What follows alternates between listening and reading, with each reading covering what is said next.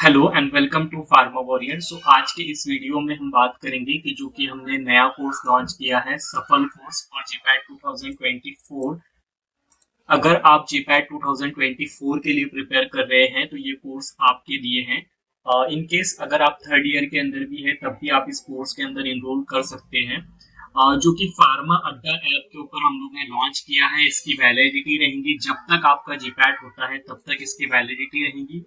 ये जो है लाइव कोर्स भी है और उसके साथ में आपको सारे ही सिलेबस के रिकॉर्डेड लेक्चर्स भी देखने को मिलेंगे। जो भी इसके अंदर लाइव लेक्चर्स होंगे वो भी रिकॉर्डिंग उसकी आपको अवेलेबल हो जाएगी। ठीक है।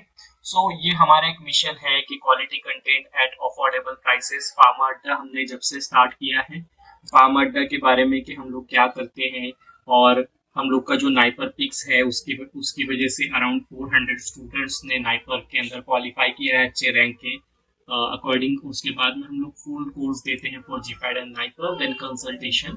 और जो इसकी एक्चुअल फीस थी वो 6000 रुपीज है, बट अभी के लिए आपको यहाँ पर डिस्काउंट देखने को मिल रहा है। तो 3999 मीन्स 4000 रुपीज इसकी फीस है। इन केस अगर आपके पास में सिलेबस है जीपैट का, फार्मास्यूटिक्स, फार्माकोलॉजी वगैरह, वो सारा कुछ कवर हो जाए, उसके अलावा जो है प्री रिकॉर्डेड जो कि हम लोग ने लास्ट ईयर रिकॉर्डेड लेक्चर्स का सेशन लिया था, जिसके अंदर आपको सारी ही रिकॉर्डिंग्स अवेलेबल रहेगी डे 1 से जब भी आप इनरोल करोगे।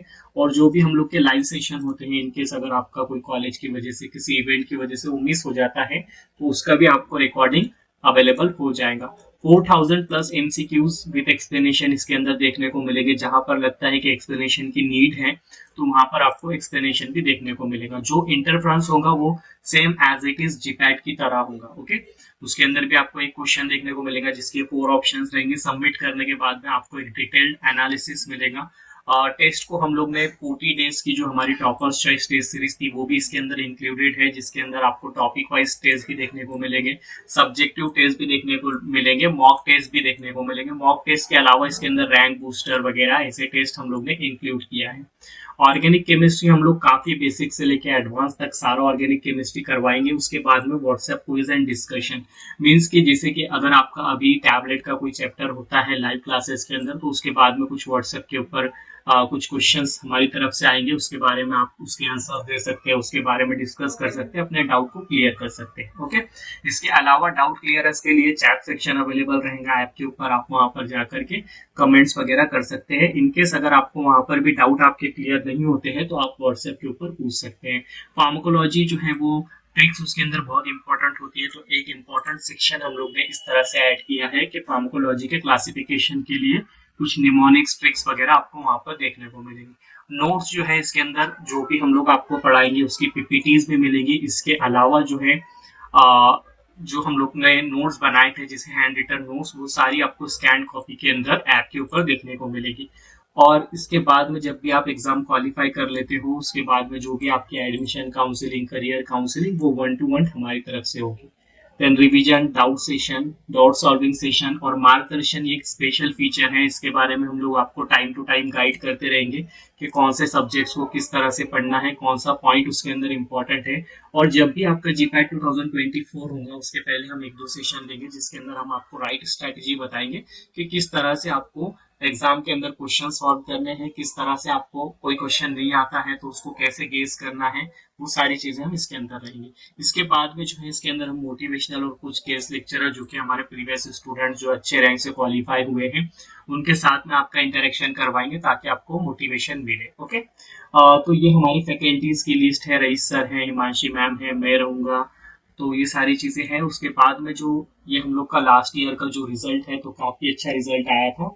तो इस साल हम लोग AIR1 जो है वो टारगेट कर रहे हैं कि हमारी फार्मा अड्डा की तरफ से हम लोग AIR1 दे सके। तो we need very serious student for this. और 4 years ऑफ ट्रस्ट, 4 साल से हम लोग इसके अंदर काम कर रहे हैं। तो ये कुछ स्पेशल फीचर्स है, इसके बारे में आप पढ़ सकते हो। जैसे हम लोग, मैंने बताया आपको लास्ट मंथ की स्ट्रैटेजी के बारे में भी हम लोग डिस्कस करेंगे। देन ये कुछ रिव्यूज है जो कि प्रीवियस स्टूडेंट्स ने लिखे थे। Aniket Singh, GPAT AIR38, NIPER 206। तो इनके जो है एक्चुअल रिव्यूज आप पढ़ सकते हो। इसके अलावा अगर आपको और ज्यादा जानना है तो आप फार्मा अड्डा के इंस्टाग्राम के ऊपर जाकर के वहां से रिव्यूज और रिजल्ट्स हमारे प्रीवियस ईयर्स के देख सकते हैं। ठीक है। ये कुछ टॉपर्स है और भी बहुत सारे टॉपर्स हैं जो कि इस पीडीएफ के अंदर मेंशन नहीं है, सब आप इंस्टाग्राम के ऊपर अगर आपको इन्फॉर्मेशन चाहिए तो वो आप देख सकते हो, ठीक है। एक्चुअली हम लोग अभी प्लान कर रहे हैं कि 16 सितंबर से जो है, अभी वाली जो 16 सितंबर 2023 है, उससे हम लोग कोर्स स्टार्ट करें, तो जितना जल्दी हो सके आप कोर्स के अंदर इनरोल करिएगा। और जो है फार्मा अड्डा ऐप का लिंक मैंने डिस्क्रिप्शन में मेंशन कर दिया है, कोर्स का लिंक मैंने डिस्क्रिप्शन में मेंशन कर दिया है, आप वहां से जाकर के आप इनरोल कर सकते हैं। प्राइस आपको 3099 ही पे करना है, इस 4000 ही प्राइस पे करना है। और इसके अलावा जो है आपको कोई पे नहीं करना है, नोट्स वगैरह सारा ही कुछ इसके अंदर इंक्लूडेड है। पेमेंट के लिए जो मेथड है, बहुत सारी मेथड्स अवेलेबल है पेमेंट गेटवे के ऊपर, तो आप फोन पे से, पेटीएम से, या फिर डेबिट कार्ड, क्रेडिट कार्ड, और जो भी आपका भीम यूपीआई उससे पेमेंट कर सकते हैं, ठीक है। पेमेंट होने के बाद में जैसे ही हम लोग को नोटिफिकेशन आएगा तो हम लोग का एक आपको डेडिकेटेड व्हाट्सएप ग्रुप के अंदर ऐड कर देंगे, जिसके अंदर सारी आपको फर्दर इंफॉर्मेशन देखने को मिलेगी। So don't wait, this is right time, अभी से आपको स्टार्ट करना है, तब जाकर आपका जीपैट के अंदर अच्छा रैंक आएगा। So this is the best price we can give. और इनकेस अगर आपके पास में ग्रुप ऑफ स्टूडेंट है तो आप वो भी कांटेक्ट कर सकते हैं इस नंबर के ऊपर, हम लोग आपको और अच्छा कोई कूपन कोड या फिर कुछ ऑफर दे सकते हैं। Okay, so thank you for watching, all the best. तो सबसे इम्पोर्टेंट जो है डायल इवेंट्स, अभी डायल इवेंट्स का ऐसा है कि डायल इवेंट्स बहुत तरीके के, हम लोग बहुत अलग अलग एग्जांपल है डायल इवेंट्स के। तो एक्सीपिएंट मैंने आपको बताया था कि एक्सीपिएंट्स क्या क्या होते हैं, कि जो भी हम लोग other than active pharmaceutical ingredient जो भी यूज करते हैं उसको हम लोग बोलते हैं एक्सीपिएंट। ओके,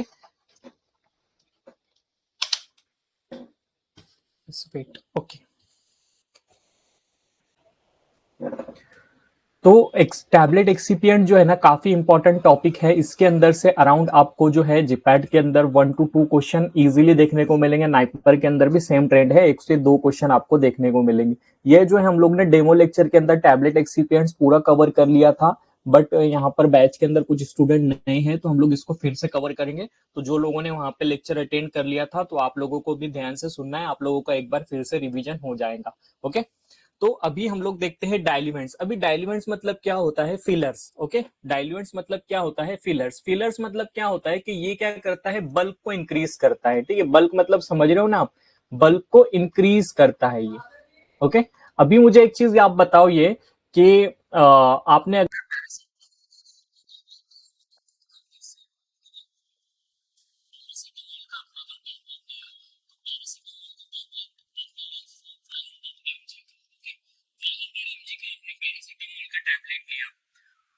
जो भी आप पैरासीटामोल का टैबलेट लेते हो 500 mg का, तो उसको अगर आप वे करोगे तो 500 mg होगा क्या, नहीं, वो उससे बड़ा होगा। ठीक है, इतना बड़ा टैबलेट आता है 500 mg का पैरासीटामोल का। ओके, सो उसके अंदर क्या होते हैं, अदर देन एपीआई। एपीआई मतलब क्या होता है, आपका एक्टिव फार्मास्यूटिकल इंग्रेडिएंट। इसके अलावा उसके अंदर जो दूसरे एक्सिपिएंट्स होते हैं तो उसका मेनली उसके अंदर वेट होता है। तो उससे क्या होता है, इसका बल्क जो है वो इंक्रीज हो जाता है और टैबलेट हमारी बराबर फॉर्मुलेट होती है। ओके, सो डायल्यूमेंट का मेन इंपॉर्टेंट फंक्शन क्या है, किसी ने भी आपको पूछा कि डायल्यूमेंट हम लोग क्यों यूज करते हैं, तो आपको उसका दूसरा नाम याद रखना है फिलर।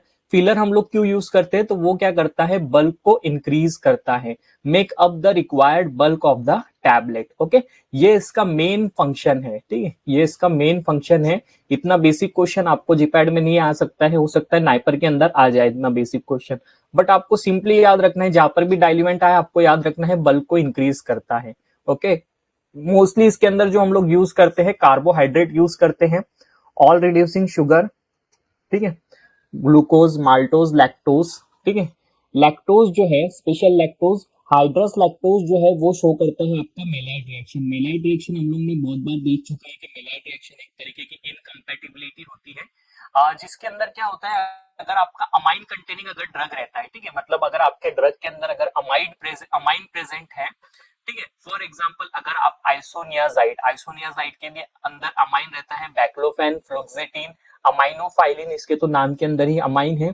तो अगर ऐसे ड्रग हमारे पास में है जिसके अंदर अमाइन फंक्शनल ग्रुप है, ठीक है, अमाइन फंक्शनल ग्रुप के साथ में अगर हम लोग हाइड्रस लैक्टोज यूज कर रहे हैं, ठीक है, हाइड्रस लैक्टोज यूज कर रहे हैं, तो ये क्या करेगा, ब्राउनिंग और डिसकलरेशन प्रोड्यूस कर देगा। अभी ब्राउनिंग और डिसकलरेशन अगर प्रोड्यूस हो गया तो ये क्या होगा, एक तरीके की इनकम्पैटिबिलिटी हो जाएगी। तो आपको याद क्या रखना है, आपका जो हाइड्रस लैक्टोज जो है, ठीक है, हाइड्रस लैक्टोज जो है, और उसके साथ में जो आपका अमाइन कंटेनिंग ड्रग है, ठीक है, अमाइन कंटेनिंग ड्रग, ठीक है, हाइड्रस लैक्टोज और अमाइन कंटेनिंग ड्रग जो है एक दूसरे के ये दुश्मन है, ठीक है, एक दूसरे के ये दुश्मन है।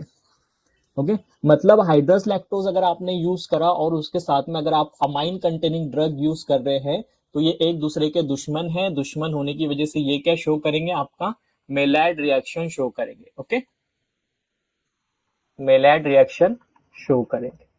क्लियर है यहाँ तक के? अभी उसके बाद में क्या है कि मोस्टली जो है lactose used as a diluent to avoid the Maillard reaction, तो हम लोग को अनहाइड्रस लैक्टोज यूज करना पड़ेगा। ओके, अनहाइड्रस लैक्टोज हम लोग यूज करेंगे तो वहां पर किसी भी तरीके की मेलाइड रिएक्शन हम लोग अवॉइड कर देंगे। ओके, तो हाइड्रस लैक्टोज जहाँ पे आया उसके साथ में अमाइन कंटेनिंग ड्रग आया, तो वहां पर मेलाइड रिएक्शन शो होंगे। मेलाइड रिएक्शन के अंदर कौन सा कलर फॉर्म होता है, एक तो ब्राउनिंग कलर या फिर डिसकलरेशन ऑफ टैबलेट फॉर्म हो सकता है। उसको अवॉइड करने के लिए हम लोग हाइड्रस अनहाइड्रस लैक्टोज यूज करते हैं। ओके, अनहाइड्रस लैक्टोज हम लोग यूज करते हैं। देन देखिए यहाँ पर ये मेलाइड रिएक्शन कुछ इस तरह से होती है। अगर हम लोग का अमाइन कंटेनिंग अगर ड्रग है जैसे कि सल्फोनामाइड्स वगैरह, और उसके साथ में अगर हम लोग रिड्यूसिंग शुगर डाल रहे हैं एज अ डाइल्यूएंट, तो चेंज इन कलर जो आपका ब्राउनिश कलर या फिर डिसकलरेशन प्रोड्यूस हो सकता है, तो इसको हम लोग बोलते हैं मेलाइड रिएक्शन। देन यहाँ पर कुछ एग्जाम्पल हैं टैबलेट एक्सिपिएंट्स के, तो इसको हम लोग थोड़ा सा डिटेल में देखेंगे। आई होप कि आपको ये स्क्रीन के ऊपर क्लियरली विजिबल हो रहा होगा, otherwise I need to zoom. Okay, अभी ठीक है ये? ओके, अभी देखिए स्टार्च के अंदर क्या होता है। स्टार्च एक तरीके का जो है आपका टैबलेट एक्सिपिएंट है जिसको आप बोलते हैं डाइल्यूएंट। तो स्टार्च का जो मेन सोर्स है वो सोर्स है इसका कॉर्न, व्हीट और पोटैटो। ये तीनों सोर्स से हम लोग स्टार्च कलेक्ट कर सकते हैं। ओके, ये तीनों सोर्स से हम लोग स्टार्च कलेक्ट कर सकते हैं। इसके अंदर जो मॉइस्चर कंटेंट जो होता है, ओके, स्टार्च के अंदर जो आपका मॉइस्चर कंटेंट होता है वो होता है 11 to 14% इसके अंदर मॉइस्चर प्रेजेंट होना चाहिए, और ड्राइड स्टार्च के अंदर आपका 2 to 4% आपका मॉइस्चर प्रेजेंट होना चाहिए। ओके, ड्राइड के अंदर मॉइस्चर कम हो जाता है क्योंकि हम लोग किसी भी चीज को ड्राई क्यों करते हैं कि उसके अंदर मॉइस्चर कम हो जाना चाहिए। तो आपको याद रखना है कि स्टार्च के अंदर 11 से 14% का मॉइस्चर कंटेंट प्रेजेंट होता है, और ड्राइड स्टार्च के अंदर 2 to 4% का मॉइस्चर प्रेजेंट होता है।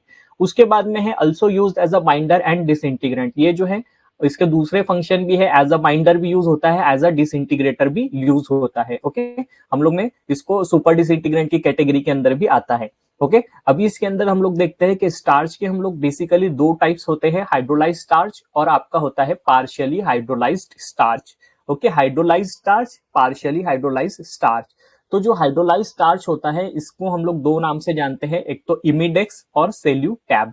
इमिडेक्स और सेल्यूटैब ये दोनों नाम से हम लोग हाइड्रोलाइज स्टार्च को जानते हैं। ओके, ये इसके मार्केटेड नेम है, यानी जो प्रोप्राइटरी नेम होते हैं वो नेम है। ठीक है, उसके बाद में जब हम लोग इसका कंपोजिशन देखते हैं इमिडेक्स और सेल्यूटैब का, तो इसके अंदर क्या होता है, mixture of maltose and dextrose. Okay, mixture of maltose and dextrose, तो क्या रेशियो में होता है, 3 to 5% जो होता है वो आपका माल्टोज होता है, डेक्सट्रोज जो होता है 90 to 92%। तो ये रेशियो के अंदर इसके अंदर माल्टोज एंड डेक्सट्रोज होता है। ओके, इसका यूज क्या है, यूज जो होता है इसका, इसको हम लोग मोस्टली च्यूएबल टैबलेट के अंदर यूज करते हैं in place of mannitol. Okay, हम लोग ने च्यूएबल टैबलेट देखा, च्यूएबल टैबलेट के अंदर हम लोग जो है डिसइंटीग्रेटर यूज नहीं करते हैं, उसके अंदर हम लोग क्या यूज करते हैं, मैनिटॉल यूज करते हैं। तो मैनिटॉल हम लोग क्यों यूज करते हैं, तो मैनिटॉल एक तरीके का स्वीटनिंग एजेंट भी है और वो थोड़ी सी स्मूथ फीलिंग देता है। तो कई बार हम लोग मैनिटॉल की जगह के ऊपर हाइड्रोलाइज स्टार्च भी यूज करते हैं। Okay, Imidex and Cellutab contain 8 to 10% of moisture, increase the hardness after compression. compression के बाद में जो है इसकी हार्डनेस इंक्रीज हो जाती है। ओके, सो ये जो था फर्स्ट टाइप का जो हाइड्रोलाइज स्टार्च, इसके बारे में हम लोग ने डिस्कस कर लिया। अभी सेकेंड जो होता है वो होता है आपका partially hydrolyse starch. Partially hydrolyse starch जो है वो है pre gelatinised starch, star R X 1500। Okay, star R X 1500 अगर आप नोटबुक में नोट कर रहे हैं तो इसको नोट कर लीजिए, काफी इंपॉर्टेंट पॉइंट है। स्टार एक्स 1500 अराउंड 2 से 3 बार इसके अंदर जीपैट के अंदर क्वेश्चन आ चुका है इसके ऊपर। तो पार्शियली हाइड्रोलाइज स्टार्च को हम लोग प्री जिलेटिनेटेड स्टार्च बोलते हैं। इसका जो मार्केटेड नेम है वो स्टार आर एक्स 1500 है। ओके, डायरेक्टली कॉम्प्रेसिबल डाइल्यूमेंट है, इसको हम लोग डायरेक्टली कॉम्प्रेसिबल, जब भी हम लोग डायरेक्टली कॉम्प्रेसिबल टैबलेट फॉर्म करते हैं तो उसके टाइम पे हम लोग इसको यूज कर सकते हैं। इसका जो दूसरा, इसको हम लोग बोलते हैं मॉडिफाइड स्टार्च भी बोलते हैं। ओके, सो क्लियर है यहाँ तक के स्टार्च के दो टाइप होते हैं, हाइड्रोलाइज और partially hydrolyse starch. Okay, then अभी हम लोग देखते हैं सेल्यूलोज के बारे में।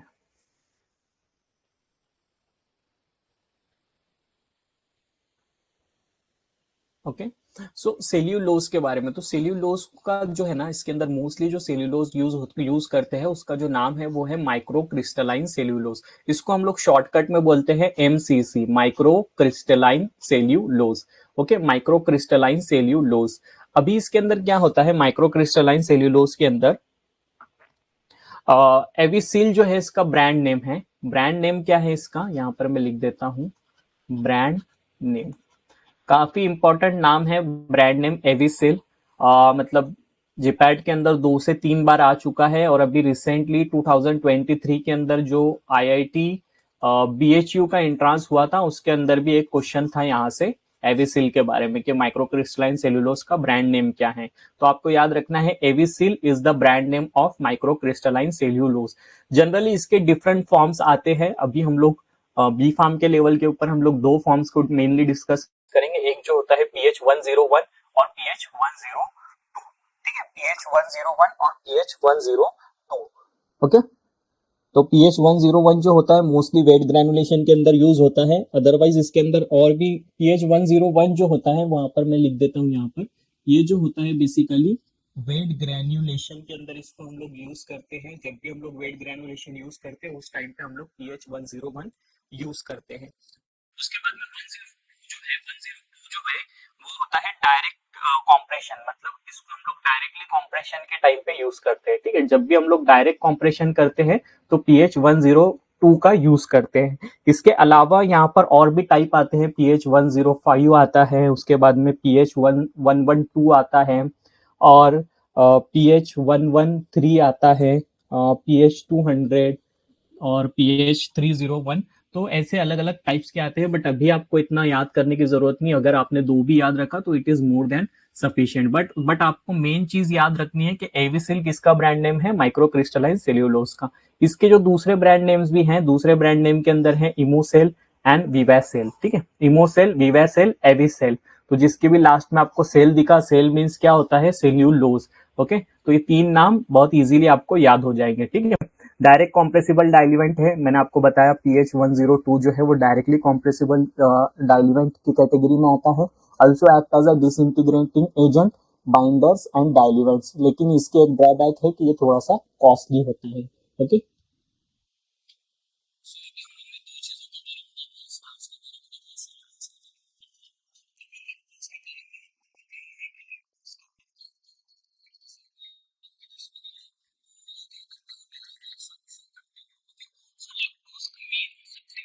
सोर्स ये है कि मिल्क शुगर। ठीक है, लैक्टोज जो है वो मिल्क से ऑब्टेन होता है, तो इसको मिल्क शुगर बोलते हैं।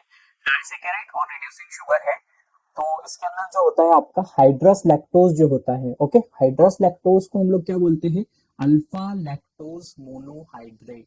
अल्फा लैक्टोज मोनोहाइड्रेट मींस आपका हाइड्रस लैक्टोज। ये जो है not directly compressible, directly compressible diluent की कैटेगरी के अंदर नहीं आता है। Diluent use in wet granulation, इसको हम लोग वेट ग्रेनुलेशन जब भी करते हैं, आप सभी को पता है कि वेट ग्रेनुलेशन में हम लोग क्या करते हैं। तो जब भी हम लोग वेट ग्रेनुलेशन करते हैं तो उस टाइम के ऊपर ही हम लोग हाइड्रस लैक्टोज यूज करते हैं। इसको आप ऐसे याद रख सकते हो, हाइड्रा नाम है इसके अंदर। हाइड्रा मीन्स क्या होता है, वाटर, और वेट ग्रेनुलेशन के अंदर भी हम लोग लिक्विड यूज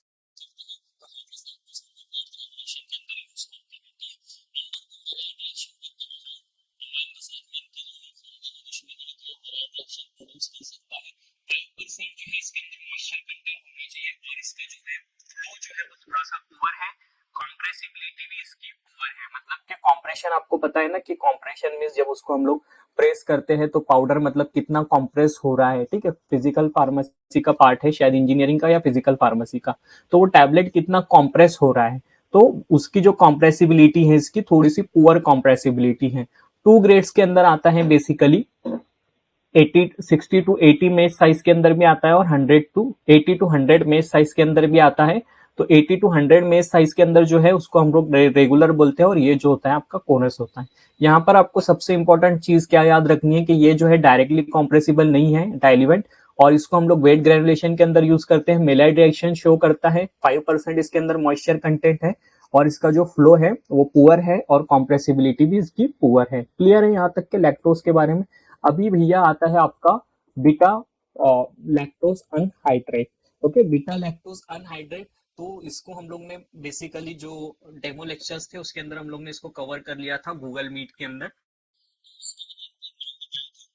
मुझे बता सकता है कि इसके दूसरा ब्रांड नेम क्या होता है, किसी को पता है? कमेंट के अंदर, ये चैट सेक्शन के अंदर बता सकते हो आप इसका। एक कोई तो मैंने ब्रांड नेम बताया था आपको।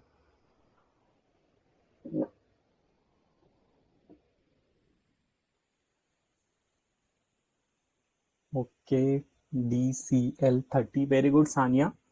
तो इसका जो एक ब्रांड नेम था, yes yes Nimisha, very good, DCL30, ये इसका ब्रांड नेम हो गया। ओके, आज का लेक्चर आपको बहुत ध्यान से सुनना है। आज के लेक्चर के अंदर प्रोबेबली मैं आपको 2 से 3 टास्क दूंगा फार्मास्यूटिक्स के, और काफी इंपॉर्टेंट टास्क रहेंगे। और ये टास्क जो आज के लेक्चर के अंदर टास्क हम लोग मैं आपको जो दूंगा, तो हो सकता है उसके अंदर से एक से दो क्वेश्चंस आपको देखने को मिल जाए एट द एंड। ये लेक्चर के एंड के बाद में मैं आपको टास्क देने वाला हूँ। सो ध्यान से नोट्स भी बनाते रहिए अगर आपको बनाना है तो। ठीक है, तो बीटा लैक्टोज अनहाइड्रेट, तो बीटा लैक्टोज अनहाइड्रेट का जो ब्रांड नेम है, जैसे कि सानिया और निमिषा ने बताया कि DCL30 है। ओके, सो DCL30 जो है इसका ब्रांड नेम है। उसके बाद में जो इसकी फिजिकल स्टेबिलिटी है वो काफी अच्छी फिजिकल स्टेबिलिटी है। ठीक है, तो इसको हम लोग यहाँ पर लिख लेते हैं कि इसकी जो बेटर फिजिकल स्टेबिलिटी, ओके, इसकी जो फिजिकल स्टेबिलिटी है वो काफी अच्छी है। उसके बाद में as compare to regular lactose, ये जो है मेलाइड रिएक्शन शो नहीं करता है। तो यहाँ पर मैं लिख लेता हूं नो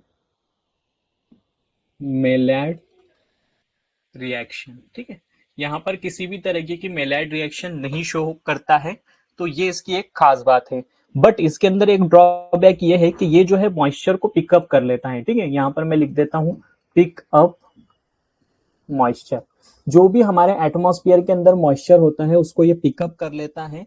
तो ये चीज ध्यान में रखने वाली बात है कि जब ये मॉइस्चर को पिकअप कर ले रहा है एटमॉस्फेयर से, तो इसके हम लोग को जो है ना केयरफुली पैकिंग करना पड़ेगी। ठीक है, केयरफुली इसको हम लोग को पैक करना पड़ेगा। तो ये इसका मेन ड्रॉबैक है। अदरवाइज इसके अंदर मेलाइट रिएक्शन शो नहीं करता है। फिजिकल स्टेबिलिटी भी इसकी काफी अच्छी है। जैसे कि फिजिकल स्टेबिलिटी के अंदर जो मैं बात कर रहा था, तो उसके अंदर आप लोग उसको कंसिडर कर सकते हैं। फिजिकल स्टेबिलिटी के अंदर जो पैरामीटर्स आते हैं, तो इसका जो हार्डनेस और फ्राइबिलिटी जो है इसका वो काफी अच्छा है। ठीक है, लेकिन इसके अंदर मेन ड्रॉबैक है ये है कि ये थोड़ा सा मॉइस्चर सेंसिटिव है। तो इसको हम लोग को जब भी हम लोग इसको पैकिंग करते हैं तो थोड़ा सा केयरफुली पैकिंग करना होता है। ठीक है, उसके बाद में आता है आपका स्प्रे ड्राइड लैक्टोज। तो स्प्रे ड्राइड लैक्टोज के अंदर जो है ना, मार्केट के अंदर इसके 2 नाम काफी फेमस हैं। तो एक जो है वो है जेपैरॉक्स, और जो दूसरा नाम है इसका वो है फास्ट फ्लो। ठीक है, जेपैरॉक्स और fast flow. Okay, spray dried lactose. अभी इसको आपको कैसे याद रखना है, इसको आप ऐसे याद रख सकते हो, जेपैरॉक्स से आप मेरा नाम याद रख सकते हो, जुबैर सर या फिर जुबैर। तो मैं कैसे पढ़ाता हूँ, थोड़ा सा फास्ट पढ़ाता हूँ। ठीक है, किसी किसी को लगता है कि मैं फास्ट पढ़ाता हूँ, किसी किसी को लगता है स्लो पढ़ाता हूँ, बट जस्ट एक ट्रिक के इसके ऊपर आपको याद रखना है कि जुबैर सर कैसे पढ़ाते हैं, थोड़ा सा फास्ट पढ़ाते हैं। तो जुबैर से क्या याद रखना है आपको, जेपैरॉक्स, और फास्ट से याद रखना है आपको फास्ट फ्लो। और किसके ब्रांड नेम है, स्प्रे ड्राइड लैक्टोज के ब्रांड नेम है। ओके, स्प्रे ड्राइड लैक्टोज के 2 ब्रांड नेम है, जेपैरॉक्स और फास्ट फ्लो। ओके, उसके बाद में इसके नाम के अंदर ही है स्प्रे ड्राइड। तो इसको हम लोग कौन सी मेथड से फॉर्म करते हैं, तो इसको हम लोग जो मेथड यूज करते हैं इसको फॉर्म करने के लिए, वो है स्प्रे ड्राइंग। ठीक है, स्प्रे ड्राइंग का एक मेथड है। आपने फार्मास्यूटिकल इंजीनियरिंग के अंदर पढ़ा होगा फर्स्ट सेकेंड ईयर के अंदर कि स्प्रे ड्राइंग कैसा होता है। तो स्प्रे ड्राइंग जो है वो मेथड से हम लोग स्प्रे ड्राइड लैक्टोज को फॉर्म करते हैं। इसके अंदर जो मॉइस्चर कंटेंट होता है, मॉइस्चर कंटेंट इसके अंदर होना चाहिए 3% मॉइस्चर कंटेंट से लेस होना चाहिए। ठीक है,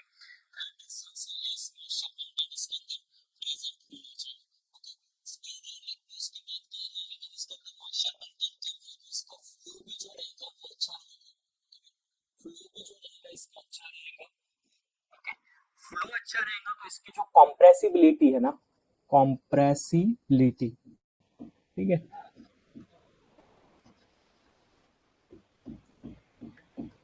इसकी जो कॉम्प्रेसिबिलिटी रहेंगी वो भी अच्छी रहेंगी, ठीक है, क्योंकि इसके अंदर मॉइस्चर कम है। अगर किसी चीज के अंदर मॉइस्चर ज्यादा रहता है तो उसका फ्लो थोड़ा सा वीक रहता है, बट इसके अंदर मॉइस्चर कम है तो इसका फ्लो एबिलिटी जो है वो अच्छा रहेगा और कॉम्प्रेसिबिलिटी भी अच्छी रहेगी।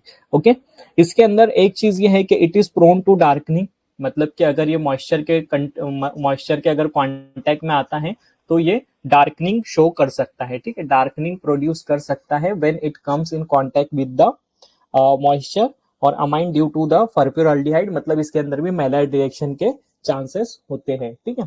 तो स्प्रे ड्राइड लैक्टोज के हम लोग ने दो ब्रांड नेम देखे, जेपेरोक्स fast flow, beta lactose anhydride का एक ब्रांड नेम देखा जिसका नाम था DCL30। ओके, सो इसके अंदर ये सारी चीजें इंपॉर्टेंट है।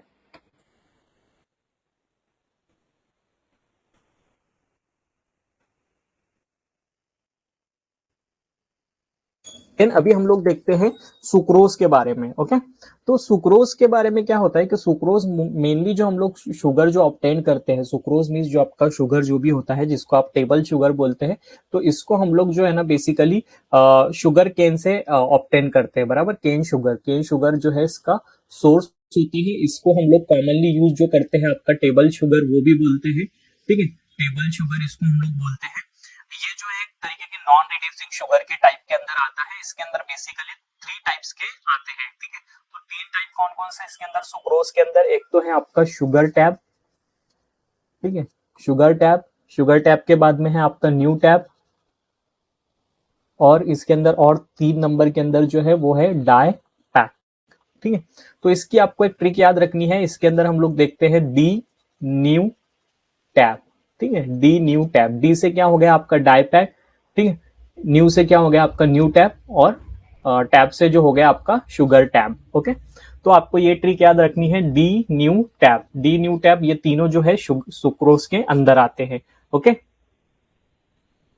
सुक्रोज के ये अंदर आते हैं। अभी हम लोग इसका कंपोजिशन देख लेते हैं। एज सच इसका कंपोजिशन इतना इंपॉर्टेंट नहीं है, but for the sake of understanding आप लोगों को मैं इसका कंपोजिशन भी बता देता हूं। जैसे कि शुगर टैब हमारे पास में है, ठीक है, तो शुगर टैब के अंदर क्या होता है 90 to 95%, ठीक है, 90 to 95% इसके अंदर क्या होता है, 90 to 95% इसके अंदर सुक्रोज होता है, ठीक है, सुक्रोज होता है। इसके अलावा इसके अंदर क्या होता है 7 to 10%, 7 to 10% इसके अंदर जो होता है इनवर्ट शुगर होता है, ठीक है, इनवर्ट शुगर होता है। ये इसका कंपोजिशन हो गया शुगर टैप का। ओके, देन उसके बाद में हम लोग कंपोजिशन देखते हैं न्यू टैप का, ठीक है।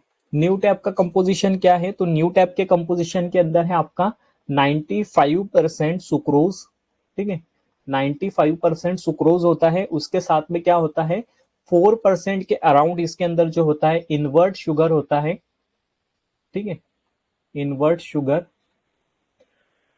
और उसके साथ में इसके अंदर होता है मैग्नीशियम स्टीयरेट, मैग्नीशियम स्टीयरेट के साथ में होता है प्लस कॉर्न स्टार्च, ठीक है।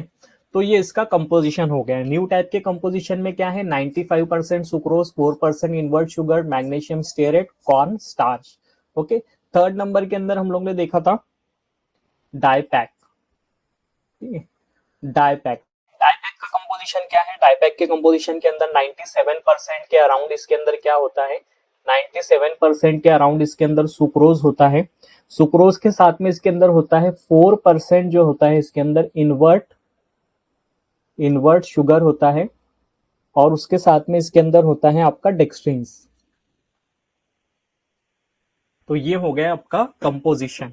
ओके, अभी इसकी प्रॉपर्टीज क्या है, तो इसकी प्रॉपर्टीज ये है कि ये एक तरीके का डायरेक्टली कॉम्प्रेसिबल डाइल्यूएंट है। ओके, इसको हम लोग डायरेक्टली कॉम्प्रेसिबल डाइल्यूएंट, ठीक है, डायरेक्टली कॉम्प्रेसिबल डाइल्यूएंट है सुक्रोज। इसकी जो फ्लोएबिलिटी है, ठीक है, इसका जो फ्लो एंड कॉम्प्रेसिबिलिटी है वो काफी अच्छी है, ठीक है, एक्सीलेंट इसकी जो फ्लोएबिलिटी है और कॉम्प्रेसिबिलिटी काफी अच्छी है। ओके, अभी इसको हम लोग use in chewable tablet with और विदाउट मैनिटॉल। इसको सुक्रोज है तो ये स्वीट टेस्ट देगा, तो इसको हम लोग मोस्टली च्यूएबल टैबलेट के अंदर यूज कर सकते हैं। ठीक है, 3 नाम आपको ध्यान में रखना है, sugar tap, new tap, di pack. Okay, composition अगर आपको ध्यान में रहता है तो कंपोजिशन भी याद रख सकते हैं। अदरवाइज कंपोजिशन के अंदर अगर आपने इतना भी याद रखा कि न्यू टैप के अंदर मैग्नीशियम स्टेरेट या फिर कॉर्न स्टार्च अलग से होता है और डाई पैक के अंदर डेक्सट्रीन होता है, तो डाई पैक का आप ऐसे याद रख सकते हो, इसके नाम के अंदर ही डी है तो यहाँ पर डेक्सट्रीन के अंदर भी डी है, तो एक कंपोनेंट इसके अंदर डी वाला है। ओके, न्यू टैप के अंदर यहाँ पर एन है तो यहाँ पर एम है। ठीक है, एम एन। ओके, सो यहाँ तक के क्लियर है। उसके बाद में अभी हम लोग देखते हैं कि डेक्सट्रोज क्या है। ठीक है, तो डेक्सट्रोज का एक ब्रांड नेम है, काफी फेमस, इसका जो ब्रांड नेम, ट्रेड नेम, ये एक ही चीज है। ब्रांड नेम, ट्रेड नेम या फिर प्रॉपर्टी नेम सारी एक ही चीज है। तो इसका एक ट्रेड नेम है सेरेलोज। ठीक है, Cerelose. Okay, Cerelose, CERELOSE। Okay, so dextrose का जो ब्रांड नेम है वो सेरेलोज। 2 फॉर्म के अंदर अवेलेबल होता है डेक्सट्रोज, जो होता है आपका 2 फॉर्म के अंदर अवेलेबल होता है। एक जो फॉर्म होता है इसका वो होता है हाइड्रस फॉर्म। ओके, एक हाइड्रस फॉर्म होता है, एक अनहाइड्रस फॉर्म होता है। ठीक है, 2 फॉर्म के अंदर अवेलेबल होता है। ये भी कई बार ये भी मेलाइड रिएक्शन शो कर सकता है। ठीक है, ये भी कई बार मेलाइड रिएक्शन शो कर सकता है। ठीक है, तो इतना पॉइंट इसके अंदर सफिशिएंट है। ओके, देन उसके बाद में हम लोग देखते हैं मैनिटॉल। अभी मैनिटॉल के जो है ना ब्रांड नेम काफी इंपॉर्टेंट है, कई बार इसके ऊपर क्वेश्चन आ चुके हैं मैनिटॉल के नेम के ऊपर। ओके, आप सब नाम जो है ना नोट करते चले। इसका जो ब्रांड नेम है तो सबसे जो कॉमनली यूज ब्रांड नेम है इसका परली टॉल है। ठीक है, परली टॉल है। परली टॉल के बाद में जो इसका एक नाम आता है, इसको हम लोग शुगर भी बोलते हैं कई बार, और मैनोजेब। ओके, मैनोजेम। मैनोजेम, ये 2 इंपॉर्टेंट नाम है मैनिटॉल के, आपको याद हो जाएगा। मैनिटॉल इसके भी लास्ट में टॉल है, परलिटॉल इसके भी लास्ट में टॉल है। ओके, सो मैनिटॉल के 2 नाम है, परलिटॉल और Mannogem. Okay, most widely use mannitol का हम लोग ने थोड़ा सा डिस्कस किया था कि इसको हम लोग च्यूएबल टैबलेट के अंदर डालते हैं। ओके, च्यूएबल टैबलेट के अंदर कौन सी चीज हम लोग नहीं डालते हैं, तो च्यूएबल टैबलेट के अंदर हम लोग डिसइंटीग्रेंट नहीं डालते हैं। ठीक है, तो च्यूएबल टैबलेट के अंदर हम लोग इसको मोस्टली यूज करते हैं मैनिटॉल को। ये कैसा होता है, ये जो होता है आपका नॉन हाइग्रोस्कोपिक होता है। ठीक है, हाइग्रोस्कोपिक आपको पता है ना कि हाइग्रोस्कोपिक क्या करते हैं, मॉइस्चर को एब्सॉर्ब कर लेते हैं, और जो नॉन हाइग्रोस्कोपिक होते हैं वो उसके अपोजिट होते हैं, जो मॉइस्चर सेंसिटिव नहीं होते हैं। ठीक है, तो ये जो होता है आपका नॉन हाइग्रोस्कोपिक नेचर होता है इसका। ये जो होते हैं आपके नॉन कार्सिनोजेनिक, मतलब अभी तक कोई स्टडी ने इसको रिवील नहीं किया है कि कैंसर प्रोड्यूस कर सकते हैं, तो इसको हम लोग नॉन कार्सिनोजेनिक की कैटेगरी में रखते हैं। और इसकी जो कैलोरिक वैल्यू जो होती है वो काफी लो कैलोरिक वैल्यू होती है, लेकिन इसके अंदर क्या होता है, निगेटिव हीट ऑफ सॉल्यूशन होती है इसके अंदर। ठीक है, ये पॉइंट इसके अंदर थोड़ा सा यूनिक है, तो इसको थोड़ा सा समझिएगा कि negative heat solution, negative heat solution तो कितना है, यहाँ पर एक बुक के अंदर मेंशन था, तो मैं यहाँ पर मेंशन कर देता हूँ 28.9 कैलोरी पर ग्राम। ठीक है, तो निगेटिव हीट ऑफ सॉल्यूशन मतलब क्या होता है कि विच इम्पार्ट द कूलिंग, मतलब जैसे हम लोग इसको ओरल कैविटी के अंदर रखते हैं, जैसे चियोबल टैबलेट आपने कभी यूज की हो, जैसे विक्स वगैरह, तो उसको हम लोग जैसे हम लोग उसको ओरल कैविटी के अंदर रखते हैं तो हम लोग को एक कूलिंग सेंसेशन मिलता है। ठीक है, हम लोग को कूलिंग जो है फील होती है माउथ के अंदर, तो वो क्यों होती है, बेसिकली इसके अंदर क्या होता है, निगेटिव हीट ऑफ सॉल्यूशन होता है, तो उसकी वजह से जो है ना उसका कूलिंग इफेक्ट आता है। ठीक है, तो ये जो है एक तरीके का एक्सीलेंट चॉइस है for the chewable and sublingual tablet. और इसके अंदर मोस्टली जो होता है ना specially used in vitamin formulation, जो भी हम लोग का विटामिन फॉर्मुलेशन हम लोग बनाते हैं उसके अंदर मैनिटॉल का यूज होता है। ठीक है, उसके बाद में has the poor flowability required high amount of lubricant, इसके अंदर जो इसका फ्लो है, फ्लो जो है इसका थोड़ा सा पुअर है। ठीक है, फ्लो इसका पुअर है, पुअर फ्लो होने की वजह से इसका अगर हम लोग को फ्लो इंक्रीज करना रहेगा तो उसके साथ में हम लोग को क्या ऐड करना रहेगा, ल्यूब्रिकेंट्स को ऐड करना रहेगा। ठीक है, ल्यूब्रिकेंट ऐड करने से क्या होगा, इसकी जो फ्लोएबिलिटी है, इसकी जो फ्लो कैरेक्टरिस्टिक है वो इंक्रीज हो जाएंगी, ठीक है। तो इतने पॉइंट इसके अंदर इंपॉर्टेंट था। सबसे मेन चीज आपको याद रखना है, सुक्रोज के 3 नाम है, sugar tab, new tab, di tab, सबके अलग अलग कंपोजिशन है, कंपोजिशन के अंदर थोड़ा सा वेरिएशन है, उसको भी आपको ध्यान में रखना है। डेक्सट्रोज का मैंने आपको ब्रांड नेम बताया, सेरोलोज 2 टाइप के अंदर आता है, हाइड्रस, अनहाइड्रस, मेलाइट रिएक्शन प्रोड्यूस कर सकता है। मैनेटॉल का जो कॉमनली नेम यूज्ड है, कॉमनली नेम जो है इसका वो है परलिटॉल, जो मार्केटेड नेम है। उसके बाद में चिएबल टैबलेट के अंदर यूज होता है non hygroscopic. Non hygroscopic means water को एब्सॉर्ब नहीं करता है, मॉइस्चर को एब्सॉर्ब नहीं करता है, नॉन कार्सिनोजेनिक है। अभी तक के इसकी कोई स्टडी रिवील नहीं की है कि ये कैंसर प्रोड्यूस कर सकता है। नेगेटिव हेड ऑफ सॉल्यूशन है, मतलब कि जैसे ये कूलिंग सेंसेशन हम लोग को प्रोवाइड करता है। मोस्टली जो है विटामिन फॉर्मुलेशन के अंदर यूज होता है। इसकी जो फ्लोएबिलिटी है वो थोड़ी सी कम होती है। इसकी फ्लोएबिलिटी को हमको अगर बढ़ाना रहा तो उसके अंदर हम लोग को ल्यूब्रिकेंट्स ऐड करने होते हैं। Okay, mannitol is an excellent choice for the chewable and sublingual tablet. So I hope it is clear to you.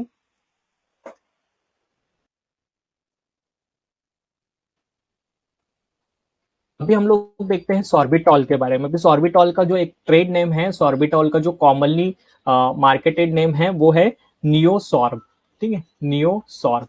अभी देखो इसके अंदर यहाँ पर भी आ गया सॉर्ब और यहाँ पर भी आ गया सॉर्ब। तो अगर आपको क्वेश्चन के अंदर पूछता है कि व्हाट इज द ओके अगर आपको क्वेश्चन के अंदर पूछता है कि what is the common name of the sorbitol या फिर what is the marketed name of Neosorb, तो आपको ये देखना है कि ऑप्शन के अंदर सॉर्ब कहां पर आ रहे हैं। ओके, तो सॉर्बिटॉल अगर दिया रहा तो आपको नियोसॉर्ब फॉर्म करना रहेगा। नवीद बोल रहे हैं कि सर बहुत कंफ्यूजन हो रहा है याद रखने में। तो ऐसा है नवीद के, अभी जो मैं आपको ये सेशन के बाद में जो टास्क दूंगा तो उससे आपको और क्लियरिटी आ जाएगी। बट जो भी मैं आपको ट्रिक बता रहा हूँ उससे भी आप याद रख सकते हो, अदरवाइज आप खुद की भी ट्रिक्स बनाकर याद रख सकते हो। बट अगर आप इसको बुक में देखने गए लैकमन वगैरह के अंदर तो और ज्यादा कंफ्यूजन क्रिएट होगा। तो कोशिश ये करो कि जो भी यहाँ पर मैं आपको बता रहा हूँ तो उसको यहीं पर ही थोड़ा सा समझ लो, ठीक। कंफ्यूजन तो इसका एक ही इलाज है कि आपको एक तो इसको ट्रिक बना के याद रखना पड़ेगा, या फिर इसके अंदर आपको इसको डायरेक्ट रट्टा मारना पड़ेगा, क्योंकि इसके अंदर कंसेप्ट वाली कोई बात नहीं है, क्योंकि ये इसी के नाम है। अभी इसके अंदर नाम के अंदर तो कोई कंसेप्ट है नहीं। तो आप जस्ट क्या करियो, मैं आपको एक टास्क दूंगा लास्ट के अंदर, तो उससे आपको चीज याद हो जाएगी। ओके, टास्क मैं आपको दूंगा तो वो आप करिएगा तो उससे आपको क्लियर हो जाएगा। ओके, तो नियोसॉर्ब के अंदर क्या है, सॉरी सॉर्बिटॉल के बारे में हम लोग देख रहे थे। सॉर्बिटॉल का जो नाम है वो है नियोसॉर्ब। ये जो है एक तरीके का ह्यूमेक्टेंट के तौर पे यूज होता है, ठीक है। ह्यूमेक्टेंट हम लोग कौन से फॉर्मुलेशन के अंदर यूज करते हैं, ह्यूमेक्टेंट हम मोस्टली यूज करते हैं टूथपेस्ट के अंदर, ठीक है। तो ये भी कूलिंग सेंसेशन प्रोड्यूस करता है, इसके लिए हम लोग इसको यूज करते हैं। ये जो है हाइग्रोस्कोपिक नेचर के अंदर होता है, हाइग्रोस्कोपिक, ठीक है। हाइग्रोस्कोपिक इसका नेचर है। हाइग्रोस्कोपिक मींस क्या है, ये मॉइस्चर को एब्सॉर्ब करने की प्रॉपर्टी होती है इसके अंदर, ठीक है। सॉर्बिटॉल हम लोग इसके लिए यूज करते हैं, हाइग्रोस्कोपिक है, मतलब ये क्या करेगा, मॉइस्चर को एब्सॉर्ब करेगा, ठीक है। तो sorbitol is mainly use to maintain the proper moisture level. ये क्या करता है, मेंटेन करता है किसी भी फॉर्मुलेशन के अंदर मॉइस्चर लेवल को, ठीक है। मेंटेन मॉइस्चर लेवल, ठीक है। ये क्या करता है, मॉइस्चर लेवल को मेंटेन करता है, क्योंकि ये हाइग्रोस्कोपिक नेचर है, मींस ये वाटर को ये जो है होल्ड करके रखता है। ओके, उसके बाद में may be used as the sweetening agent. ये जो है स्वीटनिंग एजेंट के तौर के ऊपर भी काम करता है। ओके, और ये जो है optical isomer of mannitol. Sorbitol जो है एक तरीके का ऑप्टिकल आइसोमर है। जैसे आप केमिस्ट्री में पढ़ोगे ऑप्टिकल आइसोमर क्या होता है, आइसोमेरिज्म क्या होता है, तो ऑप्टिकल आइसोमर ऑफ मैनीटॉल। अभी के लिए आप ये याद रखो कि मैनीटॉल का छोटा भाई है सॉर्बिटॉल, ठीक है, क्योंकि दोनों के लास्ट में टॉल टॉल है तो दोनों भाई भाई हैं। ओके, तो ये जो है मैनीटॉल के बारे में इंफॉर्मेशन हो गई। मैनीटॉल का जो है ब्रांड नेम है और प्रॉपर्टी नेम जो है वो है नियोसॉर्ब। ह्यूमेक्टेंट के तौर पे यूज होता है, मेनली टूथपेस्ट के अंदर यूज होता है। हाइग्रोस्कोपिक नेचर है। हाइग्रोस्कोपिक नेचर होने की वजह से ये क्या करता है, मेंटेन करता है मॉइस्चर लेवल को, और ये है optical isomer of mannitol. Mannitol का ये जो है भाई है, ठीक है।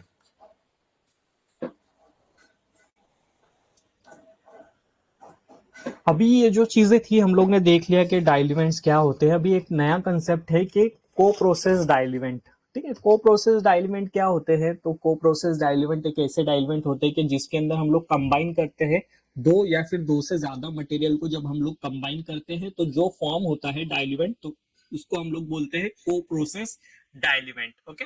को प्रोसेस डाइल्यूमेंट के अंदर two or more materials by the appropriate process, कोई इसकी मिलाने की प्रोसेस होती है, उससे हम लोग इसको कंबाइन करने के बाद में जो फॉर्म होता है उसको हम लोग बोलते हैं को प्रोसेस डाइल्यूमेंट। अभी को प्रोसेस डाइल्यूमेंट के क्या फायदे कि इसके अंदर इसकी प्रॉपर्टीज जो है ना, जैसे कि इसकी फिजिकल स्टेबिलिटी वगैरह, वो सारी चीजें बढ़ जाती है। तो इसके लिए हम लोग को प्रोसेस डाइल्यूमेंट फॉर्म करते हैं। तो इतने टाइप के को प्रोसेस डाइल्यूमेंट्स आते हैं। तो इसके अंदर एक तरीके से आप इसको याद रख सकते हैं, जैसे फास्ट फ्लो या फिर जेपैरॉक्स वगैरह हम लोग ने देखा था। तो ये क्या है? Spray dried lactose with a mixture of the crystalline alpha lactose monohydrate and amorphous lactose. ठीक है। अभी ये मिक्सचर है एक तरीके का। तो मिक्सचर किसका है? ये है अल्फा लैक्टोज मोनोहाइड्रेट, और इसके अंदर कुछ अमाउंट के अंदर एमोर्फस लैक्टोज भी होता है। तो ये दोनों चीजों को जो मिलाकर बनता है तो उसका नाम है आपका फास्ट फ्लो। ठीक है। देन माइक्रोसेल, माइक्रोसेल लैक, तो इसके अंदर जो होता है 75% इसके अंदर लैक्टोज होता है और 25% एमसीसी यानी माइक्रो क्रिस्टलाइन सेल्यूलोज होता है। ल्यूडीप्रेस ये जो है एक बार जीपैड के अंदर आ गया था, अभी पता नहीं गलती से आया था क्या, कैसे आया था, क्योंकि बहुत हार्ड क्वेश्चन था और मोस्टली सब स्टूडेंट ने इसको गलत लगा के आया था। तो जीपैड 2020 के अंदर क्वेश्चन आया था ल्यूडीप्रेस के बारे में। ओके। तो ल्यूडीप्रेस का जो कंपोजिशन होता है वो 93% अल्फा लैक्टोज मोनोहाइड्रेट, उसी के साथ में इसके अंदर होता है 3.5% of polyvinyl pyrrolidone and 3.5% of cross povidone. तो ये इसका कंपोजिशन है 93%, यानी मोस्टली जो इसके अंदर कंपोजिशन होता है वो होता है अल्फा लैक्टोज मोनोहाइड्रेट का।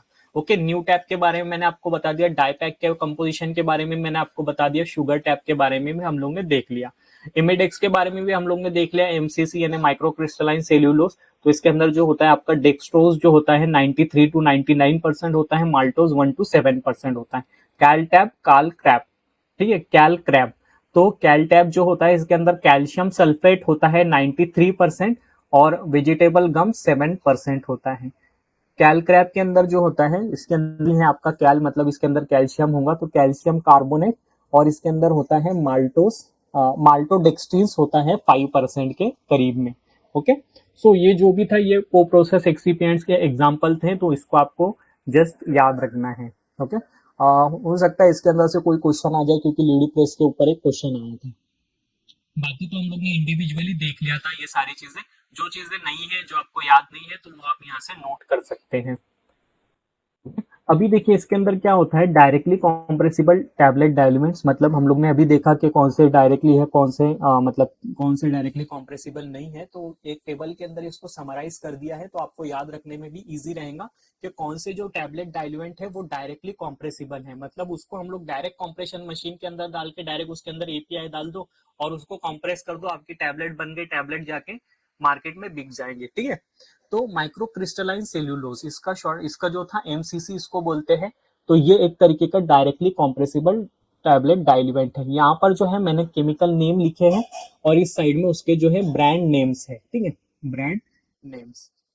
तो ये भी काफी इंपॉर्टेंट है। डायरेक्टली कॉम्प्रेसिबल टैबलेट डाइल्यूमेंट्स हम लोग ने इंडिविजुअल तो देखा है, बट एक आपको और अच्छी तरह से याद हो जाए तो हम लोग इसको टेबुलर मैनर के अंदर भी यहाँ पर देख लेते हैं। ठीक है। तो माइक्रो क्रिस्टलाइन सेल्यूलोज जो इसका ब्रांड नेम है वो है एविसेल, एरिसेल, इमोसेल। ओके। अभी देखिए इसके अंदर सेल्यूलोज है, तो यहाँ पर भी सत के नाम के लास्ट में सेल सेल सेल है। तो इस तरह से आपको कुछ तो भी लॉजिक लगाना है। पहले तो आपको कोशिश ये करनी है कि आपको सारे नाम याद हो जाए। इनकेस अगर आपसे कोई नाम याद नहीं होता है और कई बार एग्जाम के अंदर आ जाता है, तो आप इस तरह से लॉजिक फाइंड आउट करिएगा कि अरे हाँ क्वेश्चन के अंदर माइक्रो क्रिस्टलाइन सेल्यूलोज दिख रहा है, तो कुछ तो भी इसका जो भी केमिकल नेम है तो उससे ब्रांड नेम के अंदर कुछ तो भी आप लॉजिक लगाइएगा। ये आपकी लास्ट स्टेज रहेंगी। अगर आपको क्वेश्चन आंसर बिल्कुल भी समझ में नहीं आ रहा है तो इस तरह से आप लॉजिक लगा सकते हैं, और कई बार इस तरह के लॉजिक सही भी निकल जाते हैं। ओके। देन जो स्टार्च हम लोग ने देखा, तो इसका जो ब्रांड नेम था वो था स्टार RX 1500। ओके। देन उसके बाद में जो था सुक्रोज, तो सुक्रोज के हम लोग ने 3 नाम देखे थे, Di-Pac, sugar tap, new tab. Okay. इसकी हम लोग ने ट्रिक देखी थी, D new tab. Okay. Then उसके बाद में anhydrous lactose, DCl30, spray dried lactose, fast flow, जेपैरॉक्स, hydrolyse starch dextrates, Celutab, Emdex, और आपका जो है di calcium phosphate. Di calcium phosphate का ये फॉर्मूला है, इसको इसका जो ब्रांड नेम है वो है इमकॉम्पेसेस। ओके, इमकॉम्पेसेस। तो ये सारी चीजें आपको एक नोट डाउन कर लेनी है अच्छे से।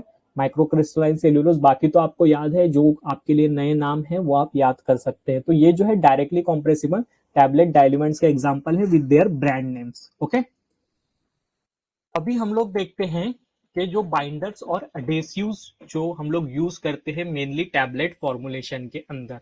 ओके, सो बाइंडर और अडेसिव्स मतलब क्या होता है? अडेसिव्स मतलब अगर हम लोग किसी भी चीज को चिपकाते हैं, जैसे अगर आपने फेविकॉल का अगर आपने पैकेजिंग देखा हो, डब्बा देखा हो, तो उसके ऊपर लिखा होता है कि अडेसिव। ओके, तो अडेसिव मीन्स क्या होता है कि किसी भी चीज को वो जोड़ के रखता है, ठीक है। तो ये क्या करता है? Improve the cohesive property. Cohesive property means, इसके अंदर कोहेसिव प्रॉपर्टी मीन्स क्या है कि एक तरीके से चिपका के रखता है, ठीक है।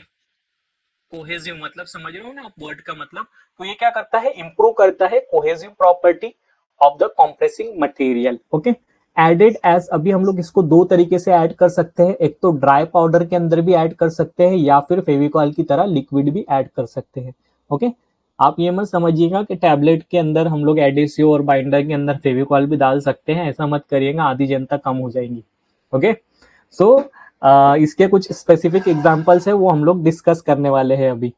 ओके, सो इसको हम लोग दो फॉर्म के अंदर यूज करते हैं, एक तो ड्राई पाउडर के तौर पे भी यूज कर सकते हैं और फिर लिक्विड पाउडर के अंदर भी लिक्विड के अंदर भी यूज करते हैं। ओके, लिक्विड फॉर्म के अंदर भी यूज कर सकते हैं। अभी जो है ड्राई पाउडर हम लोग कब यूज करेंगे? जब हम लोग डायरेक्टली कॉम्प्रेसिबल टैबलेट फॉर्म करेंगे। ओके, डायरेक्टली कॉम्प्रेसिबल टैबलेट के अंदर आपको पता है कि उसके अंदर लिक्विड का कोई लेना देना नहीं है, तो इसके लिए हम लोग ड्राई पाउडर फॉर्म करेंगे। और लिक्विड कब करेंगे? ड्यूरिंग ग्रेनुलेशन, जब हम लोग वेट ग्रेनुलेशन फॉर्म करते हैं उस टाइम पे हम लोग लिक्विड वाला यूज करते हैं। ओके, देन यहाँ पर जो है एग्जाम्पल्स हैं और उसके कॉन्सेंट्रेशन है और उसके बारे में कुछ कमेंट्स है। तो कमेंट्स एज सच इतने इंपॉर्टेंट नहीं है, जस्ट आपने एग्जाम्पल भी याद रख लिया और उसका कॉन्सेंट्रेशन कितना है वो भी याद रख लिया, तो it is more than sufficient. But जहां पर लगता है कुछ इंपॉर्टेंट पॉइंट है तो मैं आपको बता दूंगा। ओके, सो सबसे इंपॉर्टेंट जो एग्जाम्पल है बाइंडर के अंदर वो है नेचुरल गम का। ठीक है, नेचुरल गम एक तरीके का बाइंडर है जिसका जो कॉन्सेंट्रेशन मोस्टली यूज होता है वो 1 to 5% यूज होता है और अप टू हम लोग इसको 20% यूज कर सकते हैं। ठीक है, 20% से कम ही यूज करना होता है।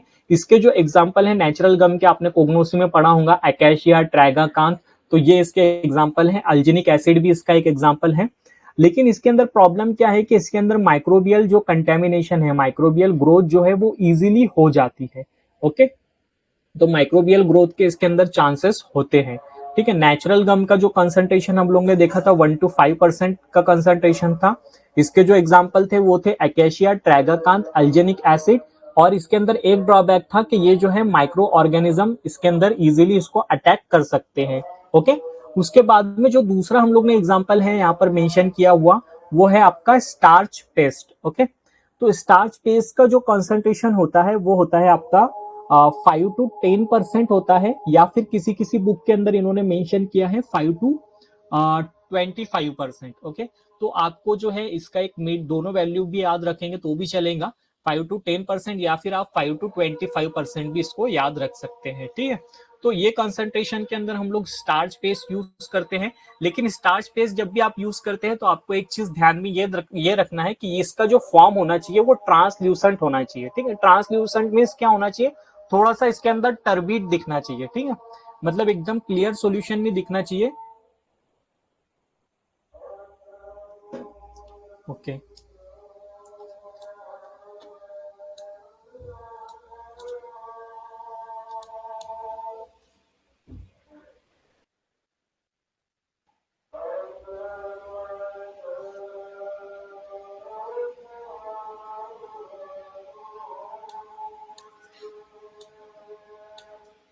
नैना अभी क्लियर है स्लाइड?